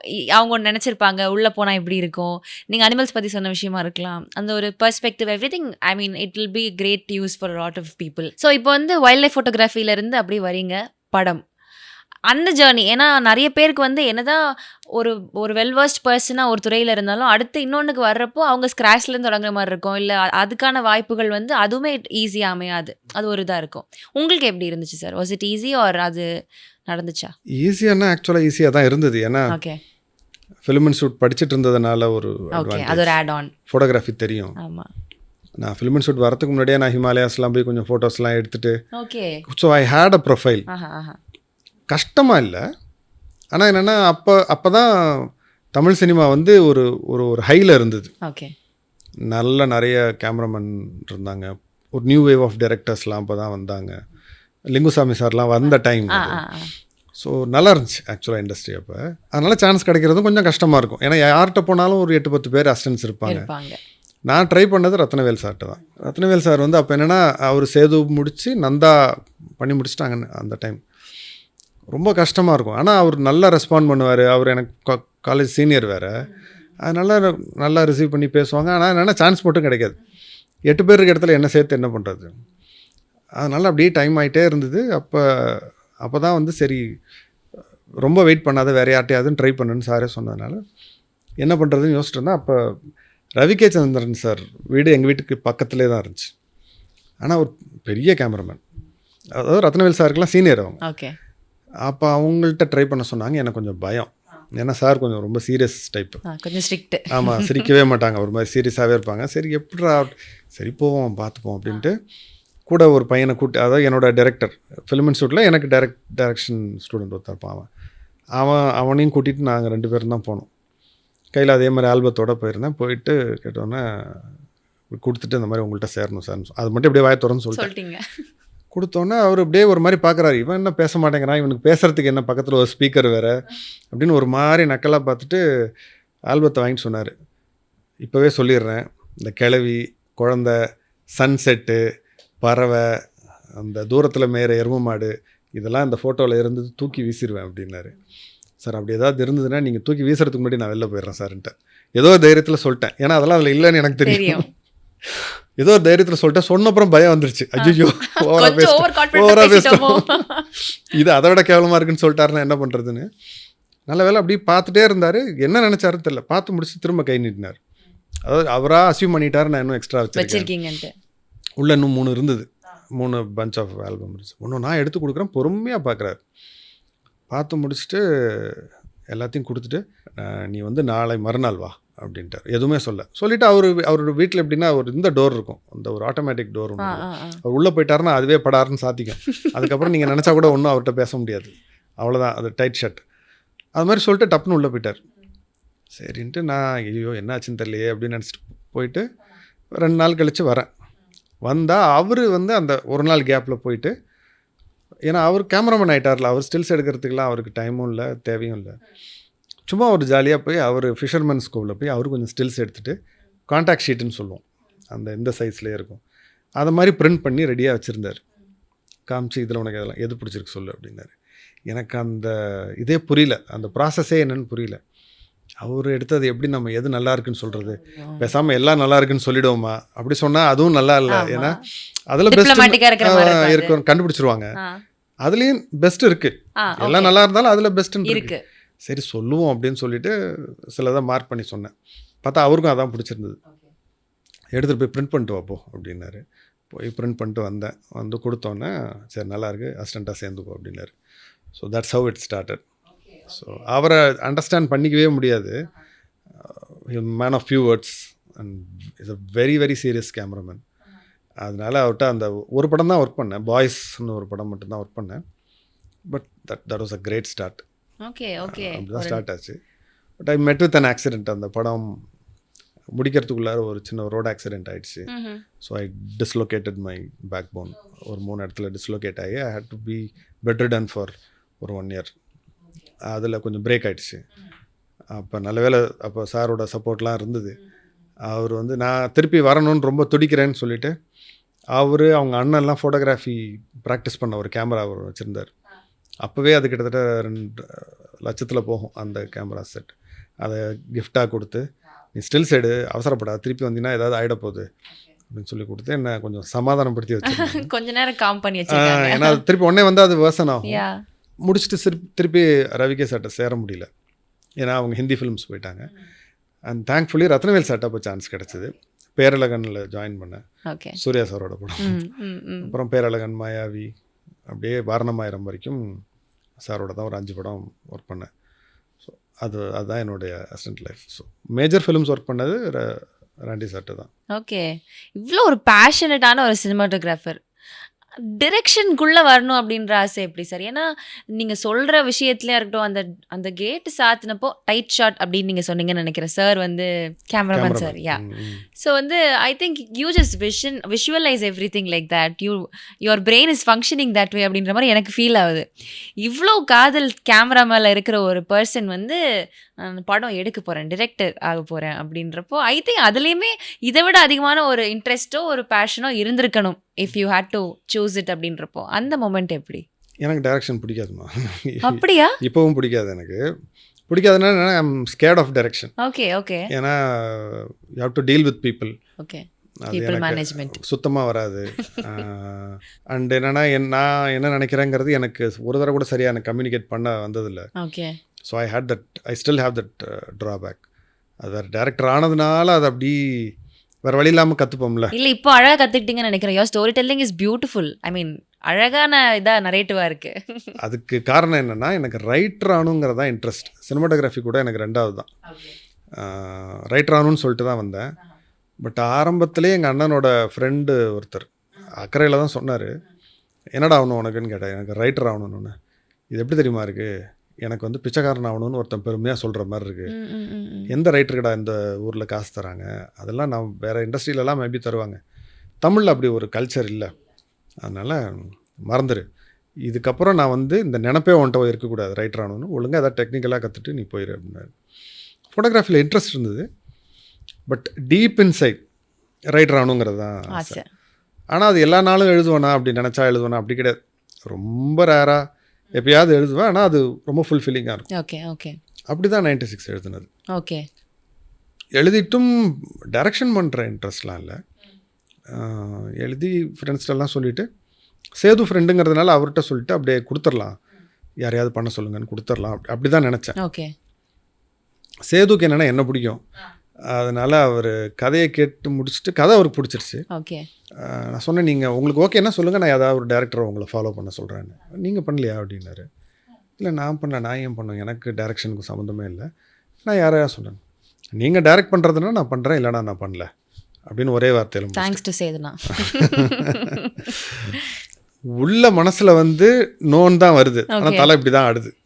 எனக்கு அவ்வளோ நான்சிங்க் நான் லைஃப்பில் ஃபேஸ் பண்ணதே இல்லை. ஓகே, எஸ்ன்னு சொல்கிறேன், ஆனால் அடுத்த 3 மாதம் மரண பயம். எப்படி பண்ணுறது நமக்கு? ஏன்னா நான் புதுசாக வர டேரக்டர்ஸ் ஒரு கிட்டத்தட்ட நான் ஒரு 6-7 பேர் கூட ஒர்க் பண்ணியிருக்கேன். என்னோட கேமராமேனாக நான் ஒர்க் பண்ண எல்லாமே டெபியூ டேரக்டர்ஸ் தான். எல்லாம் உங்களுக்கு தெரிஞ்சாலும் அந்த ஃபஸ்ட்டு டே வந்து கேட்பாங்க, சார் ஃபஸ்ட்டு ரோல் கேமரா சொல்லணும், அப்புறம் என்ன சார் சொல்லணும், இது ரோல் சவுண்ட் சொல்லணுமா, அப்புறம் ஆக்ஷன் சொல்லிட்டு அப்புறம் கட் சொல்லிடலாம்ல சார், ஒரு தடவை வெரிஃபை பண்ணிப்பாங்க. ஏன்னா ஃபஸ்ட் டைம் சொல்லும்போது அந்த பயம் இருக்கும், மாற்றி சொல்லுவோம், மறந்து சொல்லுவோம், ஒரு மாதிரி ஃபஸ்ட்டு ரோல் சவுண்ட் தானே சார் சொல்லணும், அப்புறம் வந்து அதை வெரிஃபை பண்ணிக்கிட்டே இருப்பாங்க. எனக்கே அந்த பயம் வந்தது. நான் பல பேருக்கு நான் சொல்லியிருக்கேன் இந்த ஆர்டரில் சொல்லணும்னு, எனக்கு மாறி மாறி வருது. இப்படி சொல்லணுமா, அப்படி சொல்லணுமா, அப்போ ஓகே டேக்கை நம்ம எப்படி அப்ரூவ் பண்ணணும், எல்லா கேள்வியும் அப்போ வருது. அண்ட் தேங்க்ஃபுல்லி நான் ஒர்க் பண்ண ஒரு 2-3 directors whom I regard as குரு, அவங்களெல்லாம் அப்புறம் நினச்சிக்கிட்டேன். குறிப்பாக பாண்டியராஜ், பாலாஜி தரணிதரன், எஸ்ஆர் பிரபாகரன், இவங்க 3 பேரும் அவங்களோட முதல் படங்கள்லேயே வந்து பயங்கரமாக ஒரு நல்ல டைரக்ஷன் பண்ணவங்க. ஸோ நான் அவங்க எப்படி ரியாக்ட் பண்ணுவாங்க, அவங்க எப்படி ஒரு விஷயத்தை ஆர்கனைஸ் பண்ணுவாங்க, ஒரு அப்ரூவ் பண்ணுவாங்க, அதெல்லாத்தையும் யோசித்து அப்புறம் எனக்கு நான் ஒரு ஸ்கீம் ஒன்று டிவைஸ் பண்ணி அப்படி இது பண்ணதான். So direction was never in my wish list. இப்போவுமே வந்து எனக்கு நான் டைரக்ஷன் பண்ணுறது வந்து நான் எழுதுறது படமாக வர்றதுனால நான் டைரக்ஷனையும் அக்செப்ட் பண்ணிக்கிட்டேன். அது வருது அப்படியே ஒரு மாதிரி, இதோட சேர்ந்து அதுவும் வருதுன்னு சொல்லலாம். பட் அது கொஞ்சம் கஷ்டமான வேலை. ஐ டென்ட் எக்ஸ்பெக்ட் தி ஸ்டோரி. நான் நினைச்சேன் ஒருவேளை எனக்கு இது ரொம்ப இன்னும் பிடிச்சிருந்துச்சு, எக்ஸ்ப்ளோர் பண்ணணும்னு ஆசைப்பட்டேன். இப்போ பிடிக்குது, அது யூ என்ஜாய் இட் நவ. ஆமாம், ஏன்னா அதோட கஷ்டம் கொஞ்சம் குறைஞ்சிருச்சு, பழகிடுச்சு. இப்போ கார் ஓட்ட கற்றுக்கும் போது பிகினிங்கில் ரொம்ப பயப்படுவோம், அப்புறம் ஒரு மாதிரி இதாகிடுச்சு, செட் ஆகிடும், லெஃப்ட்டில் டீல் பண்ணுவோம். ஆமாம், அந்த மாதிரி ஆயிடுச்சு இப்போ. ஓகே இப்போ வந்து ஒரு டிரெக்டராக வரும் அப்படின்றப்போ நீங்கள் சொன்ன மாதிரி பொறுப்பு ஜாஸ்தி. ஸோ அந்த பொறுப்பு ஜாஸ்தியாக இருக்குன்றனால ப்ரெஷர் ஜாஸ்தியாக இருக்கும், நிறைய விஷயங்களை டேக்கிள் பண்ண வேண்டியது இருக்கும். நீங்கள் ஆர்டிஸ்ட் மேனேஜ்மெண்ட் ஒன்று சொன்னீங்க, பட் அதை தாண்டி அந்த படத்தை வெளியில் கொண்டு வர்றதுக்கு அது நீங்கள் முடிச்சுருப்பீங்க, you would have shot the entire film. ஆனால் அதை கொண்டு போய் மக்கள்கிட்ட சேர்க்கறது வந்து another tedious ப்ராசஸ். இந்த என்டையர் ஜேர்னி ஆஃப் 96 நிறைய பேர் உங்ககிட்ட 96ல் இந்த விஷயம் எப்படி பண்ணீங்க, அதை எப்படி பண்ணீங்கன்னு நிறைய கேள்வி கேட்டிருக்காங்க. பட் திஸ் ஜேர்னி ஆஃப் அதை ஷூட் பண்ணி மக்கள்கிட்ட கொண்டு போய் சேர்க்கறது, ஹவ் வாஸ் இட்? முதல்ல ஒரு இயக்குனராக அந்த பண்ணுற ப்ராசஸ் எப்படி இருந்துச்சு? Was it easy or was it tough? It was enjoyable actually. Great. ஈஸியான்னு எனக்கு தெரியல. ஓகே. ஏன்னா இட் வாஸ் வெரி சேலஞ்சிங். ஏன்னா லிட்டரலாக ஃபர்ஸ்ட் டே வந்து அண்டர் வாட்டரில் ஷூட் பண்ணுறோம். Okay. The very first day. So ஏன் அது உங்களோட முதல் நாளோட ஷூட் அப்படி அந்த லொக்கேஷனில் அதை எடுக்கணும்னு ஆசைப்பட்டீங்க? ஆசையெல்லாம் இல்லைம்மா, அமைஞ்சதே அப்படி. ஆமாம், அமைஞ்சதே. ஏன்னா அந்தமானில் தான் ஸ்டார்ட் பண்ணுறோம், லைஃப் ஆஃப் ராம் ஸ்டார்ட் பண்ணுறோம். அந்த அண்டர் வாட்டர் கேமராமேன் என்னோடய ஃப்ரெண்டு சுமேர் வர்மான்னு, அவர் வந்து அவரோட டேட்ஸ் பார்க்கணும்ல, ஏன்னா அவர் நிறைய இன்டர்நேஷ்னல் இதெல்லாம் பண்ணுறவர். அவர் அந்தமான் வந்தோடனே இதை முடிச்சிருவோன்ட்டார். ஸோ நான் என்ன நினச்சேன், தண்ணிக்குள்ளே அப்படி குதிக்கிறதெல்லாம் எடுப்பாங்க, நம்ம வந்து இந்த சினிமாவில் காட்டுற மாதிரி ஒரு ஆக்ஷன் அப்படின்னு சொல்லுவோம் அப்படின்னு நினச்சிட்டு இருந்தா, அவர் வந்தார், எல்லாரையும் அப்படியே கோழி அமுக்கிற மாதிரி அமுக்கி தண்ணி கட்டியில் கூப்பிட்டு போயிட்டார். அது கிட்டத்தட்ட ஒரு 25 feet உள்ளே போய் ஸ்டார்டட். ஏன்னா அங்கே என்ன ஒன்றும் பேசுறதுக்கெல்லாம் ஒன்றுமே இருக்காது. நீங்கள் சொல்ல வேண்டிய டைலாக்லாம் அங்கே பேச வேண்டிய இதே இல்லையா அப்போ? ஆமாம், ஏன்னா உள்ளே போயாச்சு, உள்ளே போய் ட்ரைனிங் ஏற்கனவே கொடுத்து வச்சுருந்தாங்க சேதுக்கு. போன உடனே போயிட்டு ஒரு ஓகேவா அப்படின்னு கேட்டார். அப்புறம் நம்ம அதில் மட்டும் கரெக்ஷன் பண்ணிக்கலாம், இந்த ஹைட்டில் வரணும், இப்படி வரணும், வரும்போது இந்த எக்ஸ்ப்ரெஷன் வேணும் எனக்கு, இந்த ஃபிஷ் எனக்கு பக்கத்தில் இருந்தால், இது எல்லாத்தையுமே ஆக்ஷனில் தான் சொல்லணும். நீங்கள் ஒன்றும் பேச முடியாது, தண்ணிக்கடியில் என்ன ஒன்றுமே அது கிடையாது. ஸோ எல்லாமே சைகை தான். ஓகே, நான் இப்போ யோசிச்சு பார்க்குறேன், இந்த எக்ஸ்பிரஷன் தான் வேணும் சேதுன்றதை எப்படி சார் கன்வே பண்ணியிருப்பாரு அப்படின்ட்டு. அதாவது வெளியில் சேதுட்டையாவது ஓரளவுக்கு சொல்லியிருந்தோம், அவர் கீழே போயிட்டா பயங்கர ஃபாஸ்ட்டாக இருப்பார். நம்ம அந்த கொஞ்சம் கொஞ்சமாக பேடல் பண்ணி வர்றதுக்குள்ளார டைம் ஆகிடும். அவர் இஸ் அ ப்ரொஃபஷனலில் அப்படியே மீன் மாதிரி போவார் உள்ளார டக்குன்னு. ஸோ அதனால் you have to be very fast. அதனால் அந்த இது தான் அப்படி தான் ஸ்டார்ட் ஆச்சு.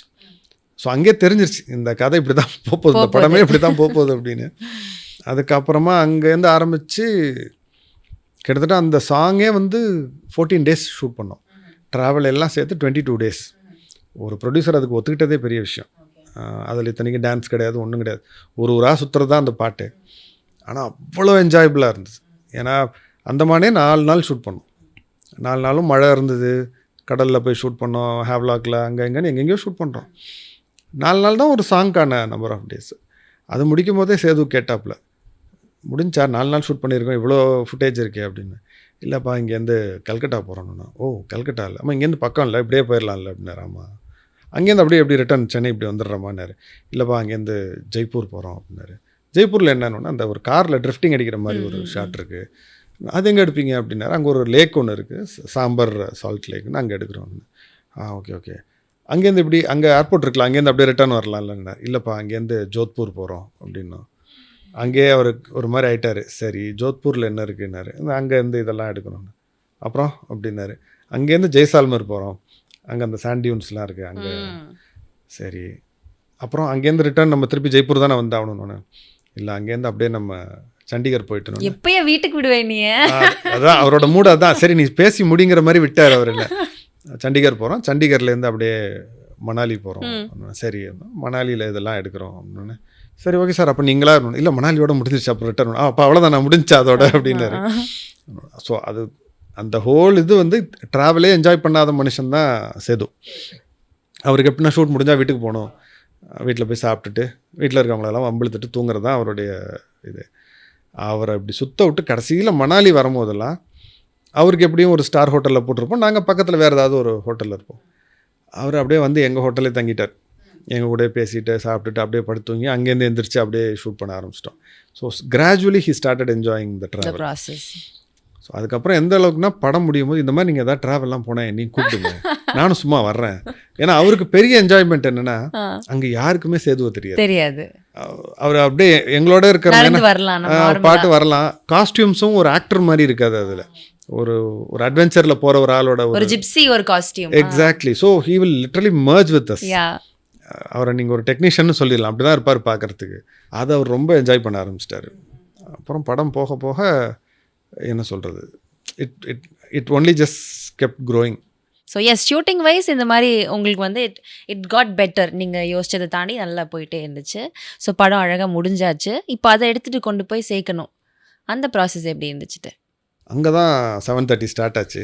ஸோ என்னென்னா இந்த படம் நம்ம ஊருக்கே ஒரு கர்ஸ், ஒரு சாபக்கேடு இருக்குது. என்னென்னா படம் நல்லா இருக்குது ஆனால் ஓடுமான்னு தெரில.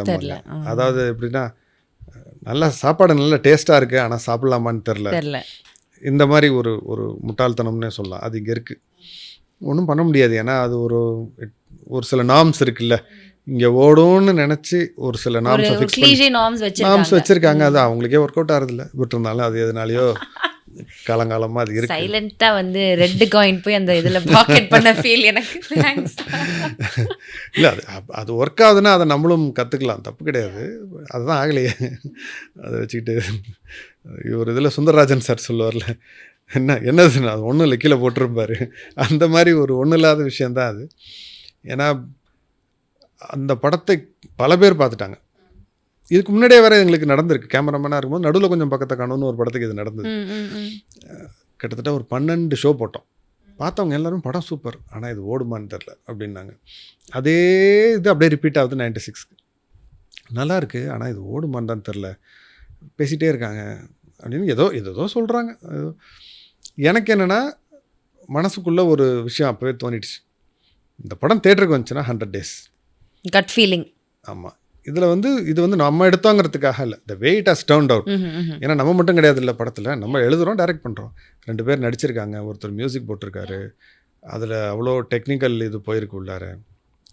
அதனால் இந்த படம் ஷுவராக 100 days அப்படிங்கிறதுல நம்பிக்கையோடு இருக்கும். ஆனால் இதை வெளியில் சொல்ல முடியாது, அதில் சிரிச்சிருவாங்க. ஏன்னா அந்த படத்தில் 100 days ஓடுறதுக்கான எந்த எலமெண்ட்டும் இல்லை அக்கார்டிங் டு தெம். அதனால் கம்முன்னு இருந்தேன். பல ஸ்க்ரீனிங் போய் படம் ஆல்மோஸ்ட் ஷெல்வ் ஆக போகுது, அவ்வளோதான், இதுக்கப்புறம் வெளியில் வராது அப்படிங்கிற டைம் வரும்போது எனக்கும் ப்ரொடியூசருக்கும் ஒரு வாக்குவாதமாகி அப்போ வந்து நான் சேலஞ்ச் பண்ணுறேன், தைரியம் இருந்தால் படத்தை ரிலீஸ் பண்ணுங்கள், 100 days ஓடலைன்னா நான் இந்த இண்டஸ்ட்ரியை விட்டு நான் போயிடுறேன். Open challenge is it? Open challenge. Oh my god. 99 நாள் ஓடினா கூட நான் வெளில போயிடுறேன் அப்படின்னு சொன்னோன்னே அவர் சிரிச்சிட்டார். ஏன்னா ஃப்ரெண்ட் அவர், I can afford to have that fight. என்ன சொல்கிற நீ, இந்த படம் எப்படி 100 நாள் ஹிட் ஆகும்னு சொல்லி வேணா ஒத்துக்கிறேன், 100 நாள் எப்படி இந்த படம் ஓடும், இதில் என்ன இருக்குன்னு 100 நாள் ஓடுங்கிறார். அதெல்லாம் இனிமேல் என்னால் எக்ஸ்பிளைன் பண்ண முடியாது, ஏன்னா படம் எடுத்தாச்சு, ஓடலைன்னா நான் போயிடுறேன் அப்படின்னு. அதே மாதிரி ஏதோ சரி இவ்வளோ தூரம் சொல்கிறானேன்னு சொல்லி அவர் ஒரு இனிஷியேட்டிவ் எடுக்கிறார். ஏன்னா அவரோட கான்ஃபிடென்ஸையும் உடச்சிட்டாங்க. எனக்காக அவர் அப்படியே கொஞ்சம் கொஞ்சமாக எந்திரிச்சு அப்படியே ஒரு இனிஷியேட்டிவ் எடுத்து அதுக்கப்புறம் பல பிரச்சனைகள் வந்தது. ஏன்னா அதுக்கப்புறம் பண்ண ஸ்க்ரீனிங்லேயும் அதை யாரும் வாங்குகிற ஐடியாவில் இல்லை. திங் மியூசிக் சேர்ந்த சந்தோஷ் அவங்க தான் நம்ம இதெல்லாம் வாங்கியிருந்தாங்க. அவர் வந்து ஒரு ஷோ முடிச்சுட்டு வெளியில் வரும்போது அந்த மனுஷன் என்ன நினச்சான்னு தெரியல, வெளில வந்து கத்திட்டான், ஒரு சூப்பர் படம், இதை வாங்குறவங்களுக்கு இது வந்து ஜாக்பாட், இட்ஸ் கொண்டு பி எ பம்பர் லாட்ரி அப்படின்னு சொல்லி எல்லாருக்கும் அதுலேயும் விழுவுற மாதிரி கத்திட்டு அவன் போயிட்டான்.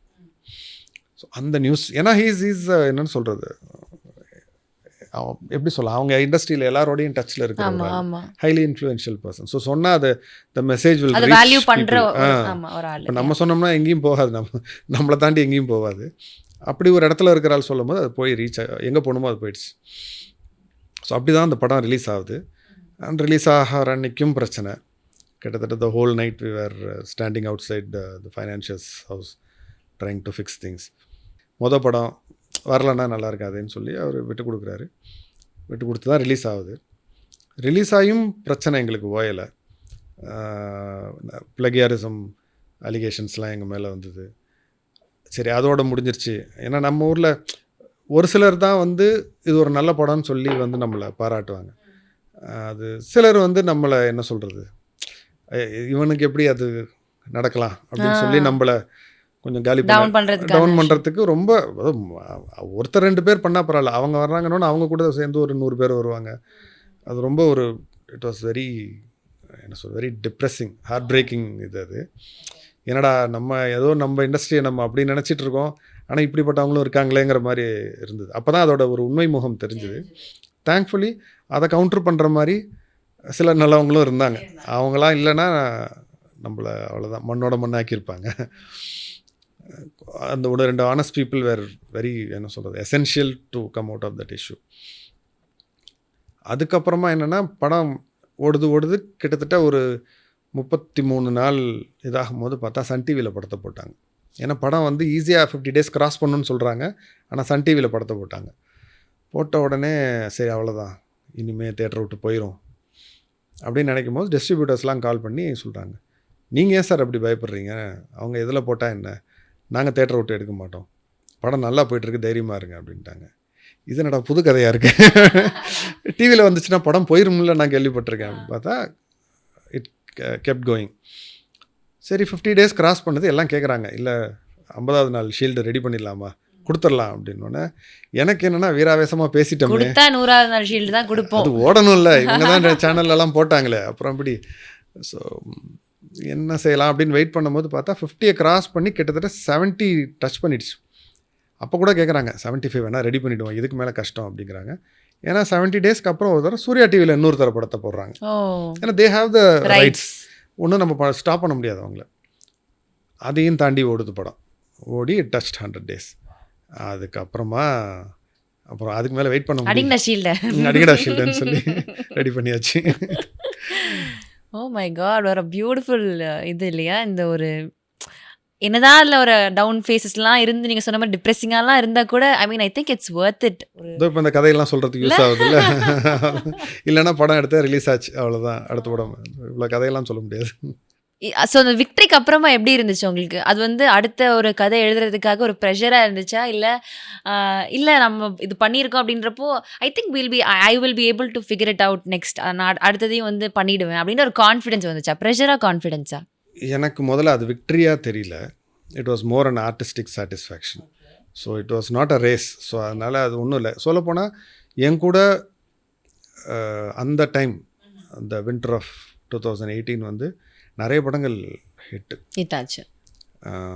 பரியேறும் பெருமாள், வடசென்னை, ராட்சசன், இத்தனை படங்கள். அதாவது தேட்டரில் போய் பார்த்தா நமக்கு 2 விதமான எந்த படம் பார்க்குறதுன்னு ஒரு க்யூரியாசிட்டி வரும்ல, ஆப்ஷன்ஸ் நிறையா இருந்துச்சு.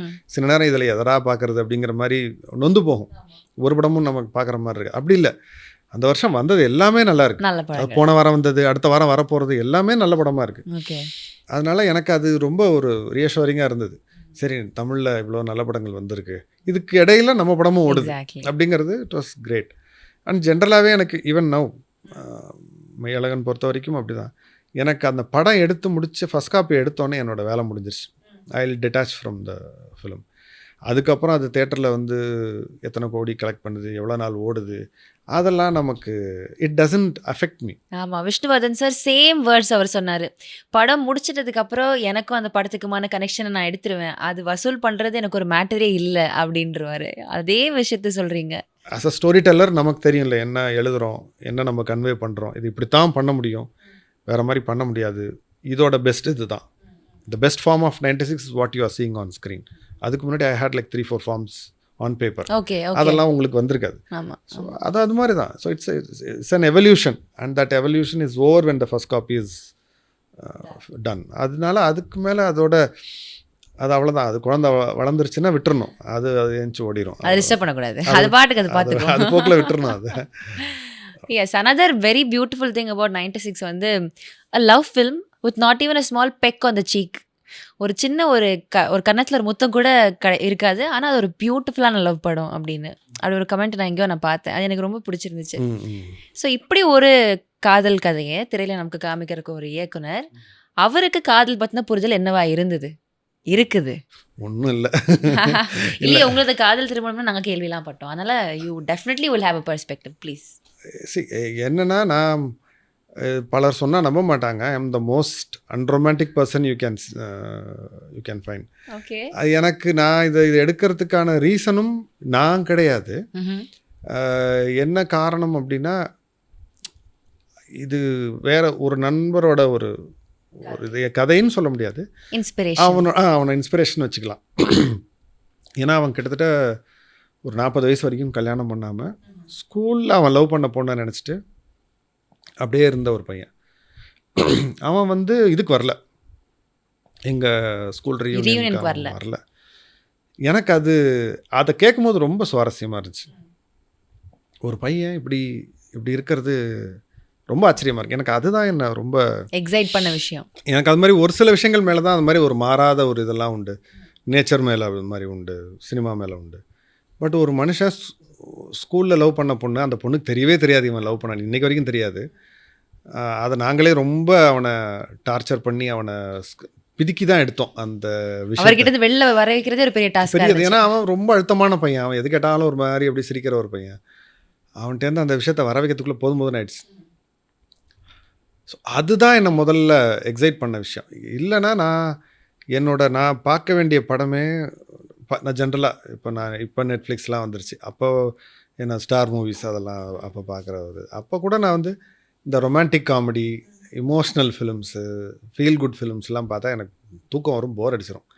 நமக்கு கொஞ்சமாவது வயலன்ஸ் இருக்கணும், அடி இருக்கணும், கொஞ்சம் இல்லை பேய் படமாக இருக்கணும், இந்த மாதிரி ஏதாவது கொஞ்சம் அதிரடியாக இருந்ததுன்னா பார்க்க தோணும். So I am far away from பிடித்தம் ஒன்று, நீங்கள் எடுத்தது ஒன்று. அது அப்படிதான். ஆனால் என்னன்னு தெரியல, எழுதுறது எல்லாமே ஒரு அன்பு சார்ந்த விஷயங்கள் பற்றின படமாக இருக்குது. அதை நான் ஒத்துக்கிறேன். ஒரு 5 ஸ்கிரிப்ட் எழுதுகிறேன், 5மே அது சார்ந்து இருக்குது, ஆனால் வெவ்வேறு ஜானரில் இருக்குது. அது வேணால் ஒத்துக்கலாம். எனக்கு எங்கேயோ அந்த காமன் பாயிண்ட் வந்து ஒரு லவ், ஒரு அன்பு, ஒரு நேசம் இருக்குல்ல. ஆமாம். பட் ரொமான்டிக்கானா நோ, அன்ஃபார்ச்சுனேட்லி நோ. காதலை பற்றின அபிப்பிராயம் என்னவா இருக்குது? அது வந்து ஒரு அடிப்படை, தட்ஸ் அ பேசிக் திங். அது எப்படி நம்ம ஒரு குழந்தை பிறந்ததுலேருந்து ஒரு அன்பு தேவைப்படுதில்ல, அது மாதிரி ஒரு வயசுக்கு அப்புறம் காதலுங்கிறது அது ஒரு அத்தியாவசியம். அது ஆனால் அதோட அணுகுமுறை வந்து என்ன சொல்கிறது, அது நம்ம ஃபேமிலிஸில் யாரும் பெருசாக நமக்கு சொல்லித்தர்றதில்ல. அதை காதலை வந்து வேறு மாதிரி நம்ம அதெல்லாம் பண்ணக்கூடாது அப்படி இப்படின்னு ரெஸ்ட்ரிக்ட் பண்ணுறதுனால அதோடைய பின்விளைவு வேறு மாதிரி வருது. ஓகே, நம்மளே பார்க்குறோம்.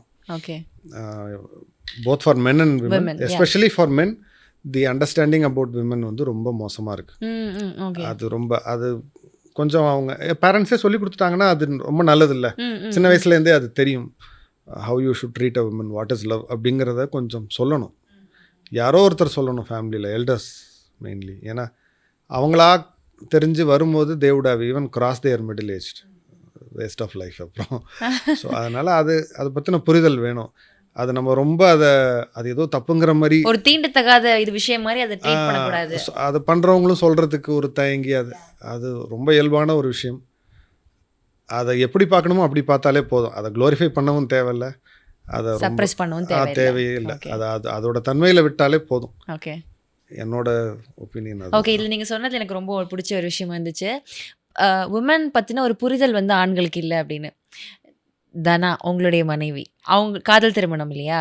நீங்கள் வந்து ஒரு பொண்ணை நீங்கள் இந்த அவங்கள அணுகுனதுக்கு அப்புறமா, அவங்கள நீங்கள் வந்து மேபி சேர்ந்ததுக்கு அப்புறமா, ஐயோ இது நான் இப்படி யோசிக்கவே இல்லையே அப்படின்னு நீங்கள் தெரிஞ்சுக்கிட்ட ஏதாவது ஒரு விஷயம் இருக்கா? இல்லை, நான் வளர்ந்ததே வந்து நிறைய பெண்களோட தான். ஏன்னா எங்கள் ஃபேமிலியில் வந்து என்ன சொல்கிறது, எங்கள் அப்பா நான் சொன்ன மாதிரி ஃபாரினில் இருந்தார். ஆமாம் ஆமாம். Even the other men they were like busy with their work. Work. So okay. நான் வளர்ந்ததே வந்து எங்கள் சித்தி, அத்தை, அவங்களோட பசங்க, அவங்களெல்லாம் பார்த்து தான். அக்கம் பக்கத்தில் இருந்தவங்களும் அது ஒரு கோயின்சிடென்ஸ் தான் நினைக்கிறேன், நிறைய பொண்ணுங்க ஜாஸ்தி இருந்தாங்க. சுத்தி. Okay okay. ஸோ என்னென்னா இந்த வாட்ச்மேன் வேலை பார்க்குறது எனக்கு நேச்சுரலாகவே அப்போலேருந்து உண்டு. ஸோ எல்லாரும் பத்திரமா வந்துட்டாங்களா, அவங்க வீட்டில் ஏதாவது சண்டை ஏதாவது கேட்டுச்சு, அழுகுற சத்தம் கேட்டதுன்னா முதல்ல நான் தான் போய் என்னென்னு பார்க்கணும். இப்போ என்னென்னு பாரு அப்படின்றாங்க. நம்ம ஏதோ பெரிய ஆள் மாதிரி போய் நிற்போம், அவங்களும் நம்மளை மதித்து சொல்லுவாங்க. So the understanding about women வந்து எனக்கு சின்ன வயசுலேருந்தே started. Okay okay. It's not just women, the female form of anything I'm saying. வீட்டில் பசுமாடு இருந்தாலும் எனக்கு அதை மேய்க்கிறது, அதை இழுத்துட்டு போய் கட்டுற வேலையெல்லாம் நம்மகிட்ட தான் இருக்கும். ஸோ அது பை நேச்சரே நமக்கு அது தெரியும்ல. அது அவங்களோட இது என்ன, அவங்க நீட் என்ன, அவங்க எதை வெளியில் சொல்ல தயங்குவாங்க, அது ஒரு மாதிரி தெரிஞ்சிருச்சு.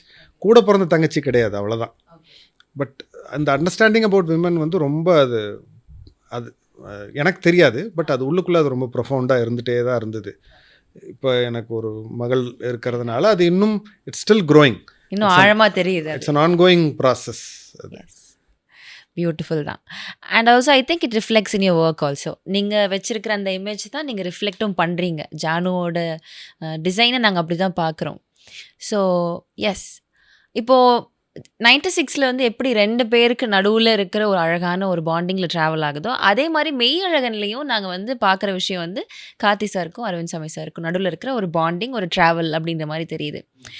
இப்போது நிறைய ஆர்டிஸ்ட், நிறைய பேர், நிறைய ஒரு பொம்பார்டடான விஷயங்கள், ஜைஜான்டிக்கான விஷயங்கள், அப்படி ஒரு பயங்கரமான கலர்ஃபுல் எலிமெண்ட்ஸ் எல்லாம் காமிச்சு ஒரு கதையை நகர்த்துறது, I think it's comparatively easier than சின்ன நுவான்சஸ் ஆஃப் இமோஷன்ஸ், சின்ன பாண்டிங், ஒரு சின்ன ஒரு ஒரு ஒரு லைனுக்குள்ளே ட்ராவல் பண்ணுறதை விட அது ஈஸி நான் நினைக்கிறேன். அப்போ இந்த ஒரு நுவான்ஸ் இருக்குல்ல, அதில் ஒர்க் பண்ணி, அதில் வந்து ப்ளே பண்ணி, அதில் கதைகள் பில்ட் பண்ணுறதில் கீனாக இருக்கிறீங்கன்றது உங்களுடைய இந்த மெய்யழகன் பார்க்குறப்ப தெரியுது. எதனால் அப்படி ஒரு விஷயம்? Why you are attracted to that particular way of film making? சின்ன வயசில் வந்து டிவியில் தூர்தர்ஷன் தான் வரும். இப்போ நீங்கள்லாம் பார்த்துருப்பீங்களா, கேள்விப்பட்டிருப்பீங்க. அந்த தூர்தர்ஷனில் வந்து சண்டே வந்து போடும்போது ஒரு ஒரு ஒரு இது வரும், காந்தியோட அவுட்லைன் போட்டு ஒரு கோட் ஒன்று கீழே போடுவாங்க, the greatness of this man is is simplicity அப்படின்னு. எனக்கு அதை பார்த்ததுலேருந்து தான் என்னன்னு தெரில, அது அந்த கோட் அது காந்திகிட்டேருந்து ஆரம்பிச்சிருக்கலாம், ஆனால் அது பலர்கிட்டையும் அது போச்சு.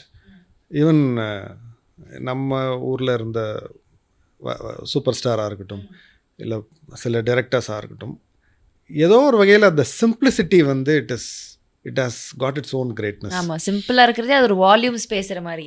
ஆமாம், ரொம்ப சாதாரணமாக இருக்கு. ஆனால் அந்த சாதாரண தன்மை, அது சாதாரணன்னு சொல்லக்கூடாது. அது ஆக்சுவலாக அதுக்கு பின்னாடி ஏதோ ஒன்று இருக்குது. Simplicity is something else. அது அந்த சிம்பிளிசிட்டி தான் ரொம்ப ரொம்ப காலம் கழித்து தான் அது நமக்கு வரும். எடுத்தோடனே நம்மளால் சிம்பிளாக இருந்துட முடியாது. அது பல அனுபவங்கள், பல விஷயங்கள் உள்ளே போய் அறிவாகவும் அனுபவமாகவும் திரண்டு அப்புறமா வரக்கூடியது தான் அந்த சிம்பிளிசிட்டி. ஸோ அதை அச்சீவ் பண்ணுறதுல எனக்கு எப்போவுமே ஒரு ஆசை இருந்தது உண்டு. கிராண்டியர் மேலே எனக்கு இன்ட்ரெஸ்ட் கிடையாது. இல்லை, கிராண்டியர் பண்ணுறவங்களே எனக்கு ரொம்ப பிடிக்கும். ஏன்னா லிட்டரலாக I started my career with Shankar sir's film. Okay, அந்த செலிப்ரேஷனில் நம்ம இருந்து பழகி வாழ்ந்த மக்கள். ஆமாம், ஆனால் அதில் ஒரு சில நேரம் நமக்கு ஒரு சிம்பிளிசிட்டி கிடைக்கும். ஓகே, அதை அச்சீவ் பண்ணுங்கிற ஆசை எனக்கு ரொம்ப இருந்தது. அண்ட் ஜென்ரலாகவே சினிமாவில் வந்து என்ன சொல்லுவாங்கன்னா, ஜஸ்ட் அந்த கீப் இட் சிம்பிள் தியரின்னு சொல்லுவாங்க. அதை அச்சீவ் பண்ணுறதுல ஒரு கிக் இருக்கும் எனக்கு எப்போவுமே. அதுக்காக நிறைய பேர் வச்சு எடுக்காமல் இல்லை. 96 ஒரு ரீயூனியன் சீன் நிறைய பேர் இருப்பாங்க. மெய்யழகனில் ஒரு கல்யாண சீக்வன்ஸே இருக்குது, எக்கச்சக்க பேர் இருக்காங்க அதில். ஆனால் அந்த ரெண்டு பேருக்குள்ளே இருக்கக்கூடிய அந்த ஒரு இன்டர்பர்சனல் கம்யூனிகேஷன், அதில் வச்சு ஒன்று சொல்ல முடியுதில்ல. அங்கே தான் உங்களோட ஒரு இன்னர்மோஸ்ட் ட்ரூத் வெளியில் வரும். அதை வெளிக்கொணர்வதுன்னு சொல்லுவோம்ல, அது கொண்டு வரும்போது இருக்கிற அந்த எக்ஸ்டசி வந்து Joy. வாய்ப்பே இல்லை. அது ஆக்டர்ஸ் மூலமாக அப்படி ஒரு அன்ஃபோல்ட் ஆகும்போது ஆஹா இதை தானே சொல்கிறேன்னு நினச்சோம் அப்படிங்கிற மாதிரி இருக்கும். ஏன்னா நம்ம ஒன்று எழுதியிருப்போம், அதுக்கு அடுத்த தளத்துலேருந்து அவங்களால அதை டெலிவர் பண்ண முடியும். அது with music and every thing when it ads, நம்ம ஒருத்தரோட அந்த இன்னர்மோஸ்ட் சீக்ரெட்னு சொல்லுவோம்ல, அது அப்படியே கொஞ்சம் கொஞ்சமாக ரிவீல் வெளியில் ஆகும். வரும். அது கூட்டத்தில் அது நடக்காதோன்னு எனக்கு தோணுது. when you make things grand and இது நீங்கள் ஒரு பயங்கரமான படத்தில் கூட பார்த்தீங்கன்னா ஒரு சிம்பிள் கான்வர்சேஷன் ஒன்று இருக்கும், அதுதான். ஆனால் அதோட Key சோல் ஆஃப் note-ஆ த இருக்கும். ஃபிலிம் அதான் தான் இருக்கும். அதுக்கப்புறம் என்னென்னமோ பாம் வெடிக்கும், கன் ஃபயரிங்லாம் இருக்கும், but that conversation would have been the core. எனக்கு அதை கிராக் பண்ணுறது, அதை எக்ஸ்ப்ரெஸ் பண்ணுறதுல ரொம்ப ஆர்வம். ஓகே, இன்ட்ரெஸ்டிங்காக இருக்குது. எஸ், இப்போ வந்து மெய்யழகனுடைய ட்ரெய்லர் போஸ்டர்ஸா, லான்ச் போஸ்டர்ஸ் எல்லாம் பார்த்தோம். ரொம்ப டிஃப்ரெண்ட்டாக இருந்தது. புரட்டாசி மாதமா எந்த எந்த புரட்டாசி மாதம் ரிலீஸ் அப்படின்னு 11th அப்படின்றது போட்டிருந்தீங்க. ட்ரெய்லருக்கே வந்து இன்னொரு கிளர் ஓட்டம், முன்னோட்டம் தெரியும், கிளர் ஓட்டம்ன்றது புதிய வார்த்தை. முன்னோட்டம் வந்து ட்ரெய்லர் சொல்லுவாங்க. இது வந்து teaser. Okay teaser. Okay. And அந்த டிசைனாக இருக்கட்டும், அதில் யூஸ் பண்ண அந்த சாய்ஸ் ஆஃப் வேர்ட்ஸுமே ரொம்ப டிஃப்ரெண்ட்டாக இருந்துச்சு. இது வந்து படத்துக்கு கூட அசோசியேட்டடா? படத்தோட ரொம்பவே அசோசியேட்டட்னு சொல்லலாம். ஓகே. ஏன்னா படத்தோட டைட்டில் பார்த்தாலே உங்களுக்கு தெரியும், சுத்த தமிழில் தான் இருக்கும். தமிழ் மொழி பற்றின நிறைய இது அதில் இருக்குது. அதாவது எப்படின்னா ரொம்ப ஒரு 3வது லேயரில் 2வது லேயரில் அப்படி வச்சுருக்கிறோம். அது ரொம்ப இதாக ஆப்வியஸாக தெரியாத மாதிரி வச்சுருக்கிறோம். இன்னொன்று, நானே தஞ்சாவூர்லேருந்து வந்திருக்கிறதுனால அது மேலே இருக்கக்கூடிய ஆர்வம் எப்போவுமே தமிழ் மொழி மேலே ஒரு இது இருக்கும். இன்னொன்று என்னென்னா, இது வந்து நம்ம செய்யணும்னு செஞ்சது கிடையாது, இது எல்லாரும் செய்யணும்னு ஆசைப்படுற ஒரு விஷயம்.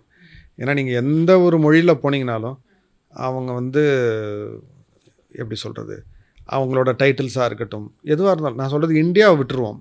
ஏன்னா இந்தியாவில் நம்ம பிரிட்டிஷ் ஆட்சியில் இருந்ததுனால நம்மளோட இங்கிலீஷுங்கிறது கொஞ்சம் கலந்துருச்சு இருக்கு. பட் நீங்கள் எந்த கண்ட்ரி போனீங்கனாலும் பிற மொழி கலப்புங்கிறது வந்து கொஞ்சம் இருக்காது. இருந்தாலும் ரொம்ப ரொம்ப ரொம்ப கம்மியாக இருக்கும், ரொம்ப ட்ரேசஸில் இருக்கும். அவ்வளோ இதுக்கு நம்ம இலங்கையில் போய் பார்த்தோம்னாலே இலங்கை தமிழ் வந்து இன்னும் அவ்வளோ சுத்தமாக இருக்குது. நம்ம தமிழ்நாடுன்னு பேர் வச்சுட்டு நம்ம பேசுகிற தமிழ் வந்து அவ்வளோ சுத்தமாக இல்லை. நம்மளோட பயன்பாடு ரொம்ப குறைஞ்சிருச்சு. தமிழில் பேச கூச்சப்படுறவங்க இன்னும் அதிகமாயிட்டே தான் போகுது. பெயர்கள் தமிழில் வைக்கிறதில்ல. இப்போ பிறக்கிற குழந்தைகள் டிஃபால்ட்டாக கேட்டோம்னா எல்லாமே ஒரு வடமொழி பெயராக தான் இருக்குது. அது கிட்டத்தட்ட என்னோட இதுலேருந்தே ஸ்டார்ட் ஆகிடுச்சு. இப்போ எனக்கே வச்ச பேர் வடமொழி பேர் தான். பிரேம்குமாருங்கிறது தமிழ் பேர் கிடையாது. அது கிட்டத்தட்ட அந்த ஜென்ரேஷன்லேருந்து ஸ்டார்ட் ஆகி இப்போ ரொம்ப ஜாஸ்தி ஆகிடுச்சு. அட்லீஸ்ட் இப்போ என் ஜென்ரேஷன்லையாவது செந்தில்னு ஒரு பேர் வச்சுருப்பாங்க, ஒரு அது மாதிரி தமிழ் பெயர்கள் இருந்தது. இப்போ பார்த்தா இல்லவே இல்லை, நில். ரொம்ப எங்கேயாவது ஒரு இடத்துல தான் ரொம்ப ஆர்வம் உள்ளவங்க சுத்த தமிழ் பேர் வைக்கிறாங்க. அது ரொம்ப ஒரு ரொம்ப அந்த மாதிரி ஏதோ ஒரு ரிதம் தான் இருக்குது. அது ஒரு சவுண்டாக தான் இருக்குது. அது ஒரு பெயராகவோ அதுக்கு ஒரு அர்த்தம்லாம் இல்லை. கேட்க வேண்டியதாக இருக்குது, எந்த மொழி பெயர் இது வடமொழி தானா இல்லை அதுக்கு அதையும் தாண்டி வேறு ஏதாதான்னு கேட்க வேண்டியிருக்கு. அப்புறம் சொல்கிறாங்க இல்லை கிரீக்கில் வந்து இதுக்கு வந்து அது பேர், கிரீக் காடஸோட ரெஃபரன்ஸில் இது வச்சுருக்கோம். கிரீஸில் என்னைக்காவது செந்தில்குமார்னு பேர் வச்சுருக்காங்களா, இல்லை ஆறுமுகம்னு ஒரு பேர் வச்சுருக்காங்களா? இல்லையே, நம்ம ஏன்டா அதை வைக்கணுங்கிற மாதிரி இருந்துச்சு. ஸோ அதனால் இது ஒரு முன்னெடுப்பு தான். இதை சிலர் ஏற்றுக்காமல் போகலாம், விமர்சனம் கூட செய்யலாம்.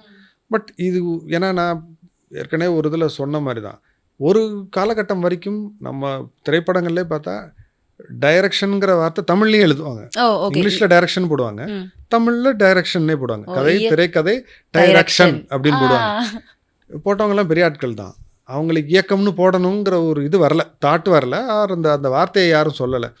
ஏதோ ஒரு காலகட்டத்தில் அது மாதிரி இருக்கு. 90ஸ்லேருந்து பார்த்தா இயக்கம்னு தான் போட்டுட்டு வராங்க. பிளாக் அண்ட் ஒயிட்டில் நிறைய பார்த்துருக்கேன், அது மாதிரி தான் போட்டிருப்பாங்க. ஸோ இதில் வந்து ஒரு சின்ன இதாக ஆரம்பித்தது தான். பேரோட இனிஷியல்ஸ் வந்து இங்கிலீஷில் போடாதீங்க, அது இங்கிலீஷில் இனிஷியல் தமிழில் பேருங்கிறது ரொம்ப வேடிக்கையாக இருக்குது. பழகிட்டோம், ஆனால் தப்பு. முடிஞ்ச வரைக்கும் இது என்ன கஷ்டம், உங்கள் அப்பாவோட பேரோட முதல் எழுத்து என்னன்னு சொல்ல போகிறீங்க, அது போட போகிறோம், அவ்வளோதான். அதில் என்ன கஷ்டம் அப்படின்னு சொல்லி கேட்டால் 99% பேர் ஒத்துக்கிட்டாங்க. சிலருக்கு அது அடையாளமாக இருக்குது, அதை மாற்றலை. உதாரணத்துக்கு MS பாஸ்கர் அப்படிங்கிற பேர் வந்து அது அவரோட அடையாளம், அதை மாற்ற வேண்டாம், அவரை கேட்க வேண்டாம், அது அப்படியே இருக்கட்டும். மற்றவங்களுக்கெல்லாம் இப்போ எனக்கு வந்து சி பிரேம்குமார்னு அதான் தெரியும் அப்படின்னு கிடையாது. சா பிரேம்குமார்னு போட்டாலும் என்ன கண்டுபிடிச்சிருவாங்க, ஒன்றும் பெரிய விஷயம் கிடையாது. அந்த மாதிரி எல்லாத்தையும் மாற்றணும். அதில் என்ன அப்புறம் அந்த புரட்டாசி 11 வந்து ஒன்று எல்லாத்தையும் மாற்றி இப்போ இருக்கிற டெக்னீஷியன்ஸ் இது இருக்குல்ல, இப்போ லைன் ப்ரொடியூசர்னா அதுக்கு என்ன போடலான்னு தேடி, அதுலேயும் தமிழ் வார்த்தைகள் தான். ஸோ டெக்னிக்கல் டேர்ம்ஸுக்கும் அதுக்கான தமிழ் ஆல்டர்னேட்டிவ்ஸ் என்னங்கிறத பிடிச்சி போட ஆரம்பிச்சு. ஏன்னா ஒன்ஸ் பழக்கத்தில் வந்துருச்சுன்னா அப்புறம் மாறாது. ஆமாம். நான் முதல்ல சொன்ன விஷயம்தான், ஒரு டைம் வரைக்கும் ஒரு ட்ரெண்ட் வந்து ஒருத்தவங்க ஃபாலோ பண்ணிட்டு இருப்பாங்க. ஃபில்ம் மேக்கிங் பார்ட்னராக இருக்கலாம், கதையாக இருக்கலாம், எல்லாமே. someone has to break it and create a new one. I think this will be a good initiative. Yes. So இப்போ வந்து 96 பற்றி பேசும்போது நீங்கள் சொன்னீங்க, படம் முடிச்சதுக்கப்புறம் I was so confident. I was not கான்ஃபிடென்ட்டை தாண்டி நீங்கள் வந்து ஆர்டிஸ்டிக் சாட்டிஸ்ஃபேக்ஷன் சொன்னீங்க. எஸ். ஏதோ ஒரு ஃப்ளோவில் சொல்லிட்டேன். நான் அபவுட் மெய்யழகன் வந்து எடுத்து முடிச்சாச்சு. அது ரிலீஸ் ஆகி அதோடைய ரெஸ்பான்ஸ் என்ன வேணா இருக்கலாம். உங்களுக்கு இப்போ அந்த ஆர்டிஸ்டிக் சாட்டிஸ்ஃபேக்ஷன் எந்த லெவலில் இருக்குது, எப்படி இருக்குது, படத்தை பற்றி சொல்லலாம். ஏன்னா இன்னும் முடியல, இன்னும் மிக்சிங் பேலன்ஸ் இருக்குது, கொஞ்சம் சிஜி ஷார்ட்ஸ் கொஞ்சம் பேலன்ஸ் இருக்குது. அதனால் அதுக்கு ஒரு சின்ன ஒரு பர்சன்டேஜ் வேணால் விட்டுறலாம். ஏன்னா அது முடிஞ்சிச்சுன்னா, ஏன்னா அதில் ஒரு நிறைய படம் மெருகேறும், எலிவேட் ஆகிற கண்டிப்பாக அதுக்கான இது இருக்குது. ஒரு 96% கிடச்சிருச்சுன்னு 96% கிடச்சுன்னு வச்சுப்போம். காரணம் என்னென்னா, மெயினாக அந்த 2 ஆக்டர்ஸ் கார்த்தி அரவிந்த் சுவாமிங்கிற இந்த 2 நடிகர்களுக்கு தான் அந்த கிரெடிட்டை கொடுக்கணும். ஏன்னா அவங்கள கேட்டால் நல்லா எழுதிட்டீங்க, நாங்கள் நல்லா நடிச்சிட்டோன்னு எல்லா மேடையிலையும் அவங்க சொல்கிறாங்க. பட் இந்த 2 நடிகர்கள் கிடைக்கல அப்படின்னா இன்றைக்கி ஈவன் நான் ஒரு கான்ஃபிடென்ஸோடு இருந்திருக்காது. ஏன்னா அது அப்படி ஒரு நடிப்பு. அது அவங்கள நம்ம பாராட்ட தேவையில்லை. ஏன்னா 2 பேருமே 27 படங்கள் நடிச்சிட்டாங்க. எத்தனை வருஷமாக அவங்கள நம்ம பார்த்துட்ருக்குறோம். அவங்கள நம்ம என்ன பாராட்டுறது. ஆனால் இந்த படத்தில் அவங்க கான்ட்ரிபியூட் பண்ணது வந்து அது எனக்கே புரியல, அது என்ன நடந்துச்சுன்னு எனக்கு புரியல. ஏன்னா எழுதுனதில் ஒரு 80% அச்சீவ் பண்ண பெரிய விஷயம். நான் சொல்கிறது ஆக்டிங்கில். ஏன்னா அது எழுதுறது ஈஸி, என்ன வேணாலும் எழுதலாம் நீங்கள். ஆனால் ஒரு பர்ஃபார்மன்ஸாக கொண்டு வர்றதுங்கிறது அந்த ஒரு மீட்டரில் இருக்கணும், அந்த மெஷர் கரெக்டாக இருக்கணும். ரொம்ப ரொம்ப கஷ்டம். குறிப்பாக இந்த படம், ஏன்னா இட்ஸ் பியோர்லி பர்ஃபார்மன்ஸ் ஓரியன்ட் படம் தான். அவங்க 2 பேர் மட்டும் கிடையாது, ஒரு சீனுக்கு வரக்கூடிய சில ஆக்டர்ஸ் இருக்காங்க, சில கேரக்டர்ஸ் இருக்குது. ரொம்ப கஷ்டம். அது நீங்கள் அதை புரிஞ்சு அப்படி உள்வாங்கி நடித்தா தான் அது கரெக்டாக இருக்கும். இல்லைனா யூஸ்லெஸ், அந்த சீனை கட் பண்ணி தூக்கணும், அப்படி தான் இருக்கும். It's very demanding script. அது பர்ஃபார்மன்ஸ் ஃப்ரண்ட்டில் சொல்கிறேன். அதை வந்து இவங்க 2 பேர் through out the film hold பண்ணணும். ஏன்னா இவங்களை வச்சு தான் மற்ற கேரக்டர்ஸ் வந்து இவால்வ் ஆகும். They have done a splendid job. எனக்கு தெரிஞ்சு one of their career best. So அவ்வளோ அழகாக இருக்குது. அது நடிப்பாக தெரியலங்கிறது தான் ஆச்சரியம். அதான் இவங்களை நீங்கள் கண்ணில் பார்க்கறது உங்களுக்கு இவர் கார்த்தி, இவர் அரவிந்த் சுவாமின்னு உங்களால் சொல்ல முடியாது. அப்படி இது பண்ணிட்டாங்க, அதை அவங்களே ஓன் பண்ண ஆரம்பிச்சிட்டாங்க. எனக்கே வந்து டைரக்ஷன் பண்ணும்போது பல நேரம் நம்ம டைரக்ட் பண்ணுறோங்கிறது மறந்துடும். வேடிக்கை பார்க்குற மாதிரி என்ஜாயிங், கைத்தட்ட தோணும், சூப்பர் அப்படின்னு சொல்லலாம். அடுத்து என்ன செய்யணும்னு தெரியாது. எப்போ ஸ்கிரிப்ட் பேப்பரை கொடுங்கன்னு சொல்லி அடுத்து என்ன டயலாகுன்னு அப்புறம் தான் பார்க்கணுன்னு தோணும். அவ்வளோ ஒரு அழகான ஒரு, ஏன்னா நான் மற்றவங்களுக்கு கொடுக்கணும்னு நினப்பேன். என் படத்தில் ஒர்க் பண்ணுறவங்களுக்கு அது ஒரு நல்ல மெமரியாக இருக்கணும் அப்படின்னு நினப்பேன். இந்த தடவை எனக்கு அது கிடச்சிருச்சு. Meiyazhagan is a great memory for me. Retire ஆகி வயசான காலத்தில் சொல்கிறதுக்கு மெய்யழகனோட experience will be very correct. Okay. So 96 இருந்த மாதிரி ஒரு நல்ல கான்ஃபிடென்ஸ், ஒரு நல்ல சாட்டிஸ்ஃபேக்ஷன் இருக்குது அப்படின்றப்போ 96 விட இது சூப்பரான ஒரு ஹிட் ஆகணும் அப்படின்னு நாங்களும் ஆசைப்படுறோம். கண்டிப்பாக அது நடக்கும். Will manifest here also. நன்றி. அண்ட் இப்போ ஒரு ஜாலி நோட்டில் we've heard that you are very close to your friends.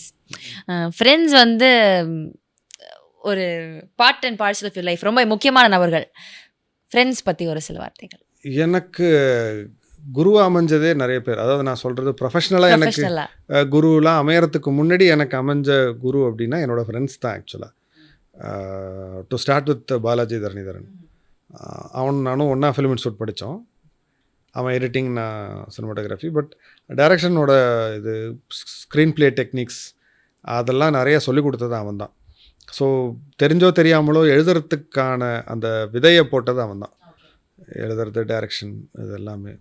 Is a great film lover. நல்லா பேசுவான், நிறைய பேசுவான். படித்த புத்தகங்கள் பற்றிலாம் நிறைய பேசுவான். ஸோ அது ரொம்ப, ஸோ எனக்கு சினிமாவில் முதல் குரு அப்படின்னா அவன் தான். என்னோட வயசில் சின்ன பையன், ஒரு 3 வயசு சின்னவன் நினைக்கிறேன். பட் அவன் தான். இன்றைக்கும் அவன்கிட்டேருந்து கற்றுக்கிட்டேன். அதெல்லாம் விளாட்டாக கற்றுக்கிட்டது தான். அப்படியே அவன் சும்மா அப்படியே டீ கடையில் உட்காந்து முறுக்கு சாப்பிட்டுட்டு பன்னு சாப்பிட்டுட்டு பேசின விஷயங்கள் தான். ஆனால் இன்றைக்கி அதெல்லாம் யோசிக்கும் போது அவ்வளோ யூஸ்ஃபுல்லாக இருக்குது. அது it's like foundation for me. அவன் தான் முதல் குருன்னா அன்டவுட்டட்லி அவன் தான். அண்டு மருது பாண்டியன்னு சொல்லிட்டு அசூரவதம்னு ஒரு படம் சசிகுமார் சார் நடித்து வந்த படம், அந்த படத்தோட இயக்குனர் அவனும் என்னோட batchmate, very very close friend, மதுரைக்காரன், ரொம்ப ஒரு இன்னசென்ட் டைப். அவனோட கேரக்டர் தான் இந்த படத்தில் கார்த்தி சார் பண்ணியிருக்கிறது. அந்த ரியல் லைஃப் இது. So I think you draw inspiration from your friends. 96 கூட உங்களுடைய ஒரு ஃப்ரெண்டோட இதுலேருந்து எடுத்தது, இப்போ இதுவுமே ஒரு ஃப்ரெண்டோட. என்னோட ரியல் லைஃப், நான் பார்க்குற ரியல் லைஃப் கேரக்டர்ஸ் தான் எனக்கு இன்ஸ்பிரேஷன். ஏன்னா பெருசாக வாசிக்கிற பழக்கம் எனக்கு கிடையாது, சுத்தமாகவே கிடையாது. பெருசுன்னு சொல்லக்கூடாது, புக்ஸே படிக்க இந்த மாட்டேன். மாதிரி ஒரு டைரக்டர் சொல்லி நான் ரொம்ப ரொம்ப ரேராக கேட்குறேன்னு நினைக்கிறேன். எனக்கு புக் படிக்கலாம் வராது. தென் ஹவு டு யூ இந்த கதை எழுதுறதுல இப்போ படித்தா அதுலேருந்து கேரக்டர் ஆர்க் டெவலப் பண்ணலாம், கேரக்டர் பில்ட் பண்ணலாம்லாம் சொல்லுவாங்க. அப்படிலாம் பண்ண முடியாது, அதெல்லாம் சும்மா நம்பாதீங்க. நீங்கள் புக்கு படித்தா உங்களுக்கு வந்து உங்களுடைய பார்வை வேணால் மாறும். ஏன்னா நான் நிறைய ரைட்டர்ஸோட, அது என்னோட கருத்து அதான், உங்களுடைய ஒப்பீனியன், உங்களுடைய நிறைய. எக்ஸ்பீரியன்ஸ். ஆமாம், ஏன்னா நிறைய பேர் புக் படிக்கிறவங்க நான் பார்த்துருக்கேன். புக் படிக்கிறவங்களாம் நல்லா எழுதிட முடியுமான்னா சந்தேகம் தான். அது உங்களுக்குள்ளே ஒன்று இருக்கும்ல. ஏன்னா எவ்வளவோ ரீடர்ஸ் நம்ம பார்க்குறோம், எல்லாரும் ரைட்டர்ஸ் ஆறது கிடையாது. அதுக்காக படிக்காமல் இருக்காதீங்கன்னு நான் சொல்ல வரல, நிறைய படிங்க. என்னால் முடியல, அவ்வளோதான். ஏன்னா எனக்கு அந்த இது கிடையாது. I rather observe people. Okay, real life stories கேட்குறது, அவங்கள இது பண்ணுறது, அது இப்படி ஆயிருந்தால் எப்படி இருக்கும் அப்படிங்கிற அந்த இதில் தான் எனக்கு யோசிச்சு நீங்களே ஒரு சிச்சுவேஷன் கிரியேட் பண்ணி அதில் எந்த பர்சன் இருந்தால் எப்படி இருக்கும், அதில் எனக்கு ஆர்வம் இருக்குது. அதனால் எனக்கு that works for me. Okay. ஆனால் எவ்வளவோ நல்ல இயக்குனர்கள் பார்த்துருக்கோம், புத்தகத்தோடே தான் இருப்பாங்க. ஆமாம் ஆமாம் ஆமாம். பாலுமேந்திரா சாரை சொல்லலாம், சின்ன கேப் கிடச்சா புக் படிப்பார் அப்படின்னு சொல்லி கேள்விப்பட்டிருக்கேன். என்னுடைய நண்பர் உதாரணத்துக்கு பாலாஜி, எப்போ பார்த்தாலும் பேக்கில் ஒரு புக் இருக்கும், அப்படியே கசங்கி நசுங்கி அழுக்காகி ஒரு புக் இருக்கும், ஏதோ ஒரு புக், அதை படிச்சுட்டே தான் இருப்பான். ஸோ அது it helps, undoubtedly it helps. நானாக அப்பப்போ இந்த மாதிரி ரொம்ப என்னை திட்டி படிக்க வைப்பாங்க, அப்போ ஏதோ ஒரு 1-2 புக்கு படிச்சிருக்கேன், அது பெரிய எக்ஸ்பீரியன்ஸாக இருக்கும். எங்கேயாவது இந்த மாதிரி யாராவது கேட்பாங்கல்ல, கடைசியாக என்ன புக்கு படிச்சிங்க அப்படின்னா அப்படியே யோசிச்சு அது இவ்வளோ பேரை ஞாபகம் சொல்லிடுவேன். சொல்லிடுவீங்க. ஆமாம், அந்த மாதிரி. பரவாயில்ல, நீங்கள் அப்படி ஞாபகப்படுத்தி சொல்கிறதுக்காக உங்களுக்கு ஒரு புக் இருக்குது. எனக்கு அப்படி ஞாபகப்படுத்துறதுக்கு கூட ஒரு புத்தகம் இல்லை சார் எனக்கு. ஆனால் முடிஞ்சால் படிக்க ஆரம்பிங்க, அது நல்ல ஒரு இதுதான். I mean, I think we've covered everything இல்லையா? அப்படியே ஒரு ட்ராவல், ஒரு ஜேர்னி. அப்படியே ஏன்னா எங்களுக்கு எப்படின்னா இந்த பாட்காஸ்ட் சீரிஸ் வந்துட்டு we see it as a library. ஒவ்வொரு பர்சனாலிட்டியோடைய அவங்க ஒரு வாழ்க்கை சம்பவங்கள் தான் அவங்களே திருப்பி பார்க்குறப்போ அவங்களுக்கே அது ஒரு ரீகலெக்ஷன் ஆஃப் மெமரிஸாக இருக்கும் அப்படின்ட்டு. அண்ட் நிறைய பேர் அதை சொல்லியும் செஞ்சுருக்காங்க. So I think this will also be a nice memory lane. அப்படியே பேசி ஆனால் lot of takeaways by the way. You're actually நிறைய பேர் என்ன தெரியுமா, அவங்க வந்து அவங்களுடைய ஒர்க்கை வந்து பண்ணி காமிப்பாங்க, அந்த எக்ஸ்பெரிமெண்ட்டை நம்மளுக்கு ஷோ பண்ணுவாங்க. But I think you got more potential, equal potential in telling it out also. அது அந்த சாய்ஸ் ஆஃப் வேர்ட்ஸாக இருக்கட்டும், அது நீங்கள் எக்ஸ்ப்ரெஸ் பண்ணுற விதமாக இருக்கட்டும், அந்த ஸ்ட்ரென்த் அதுலேயுமே ரொம்ப அழகாக இருக்குது. அது இன்ட்ரெஸ்டிங்காக இருக்குது. நீங்கள் கதை சொல்கிறப்பெல்லாம் கேட்குறதுக்கு ரொம்ப இன்ட்ரெஸ்டிங்காக இருக்கும்னு நான் நினைக்கிறேன். I am just assuming, I don't know. But yeah, so maybe scripts narrate பண்ணி அது வந்துருச்சுன்னு நினைக்கிறேன். வேறு வழி இல்லைல்ல. நல்லா இருக்கே இது. But thank you so much for accepting the invite. இன்னைக்கு எங்களுக்கு கூட வந்ததுக்கு ரொம்ப நன்றி. It was lovely talking to you. Lot of takeaways, lot of memories to cherish. Thank you so much. Mad Rapid, India's finest audio wearable brand, starting at 999.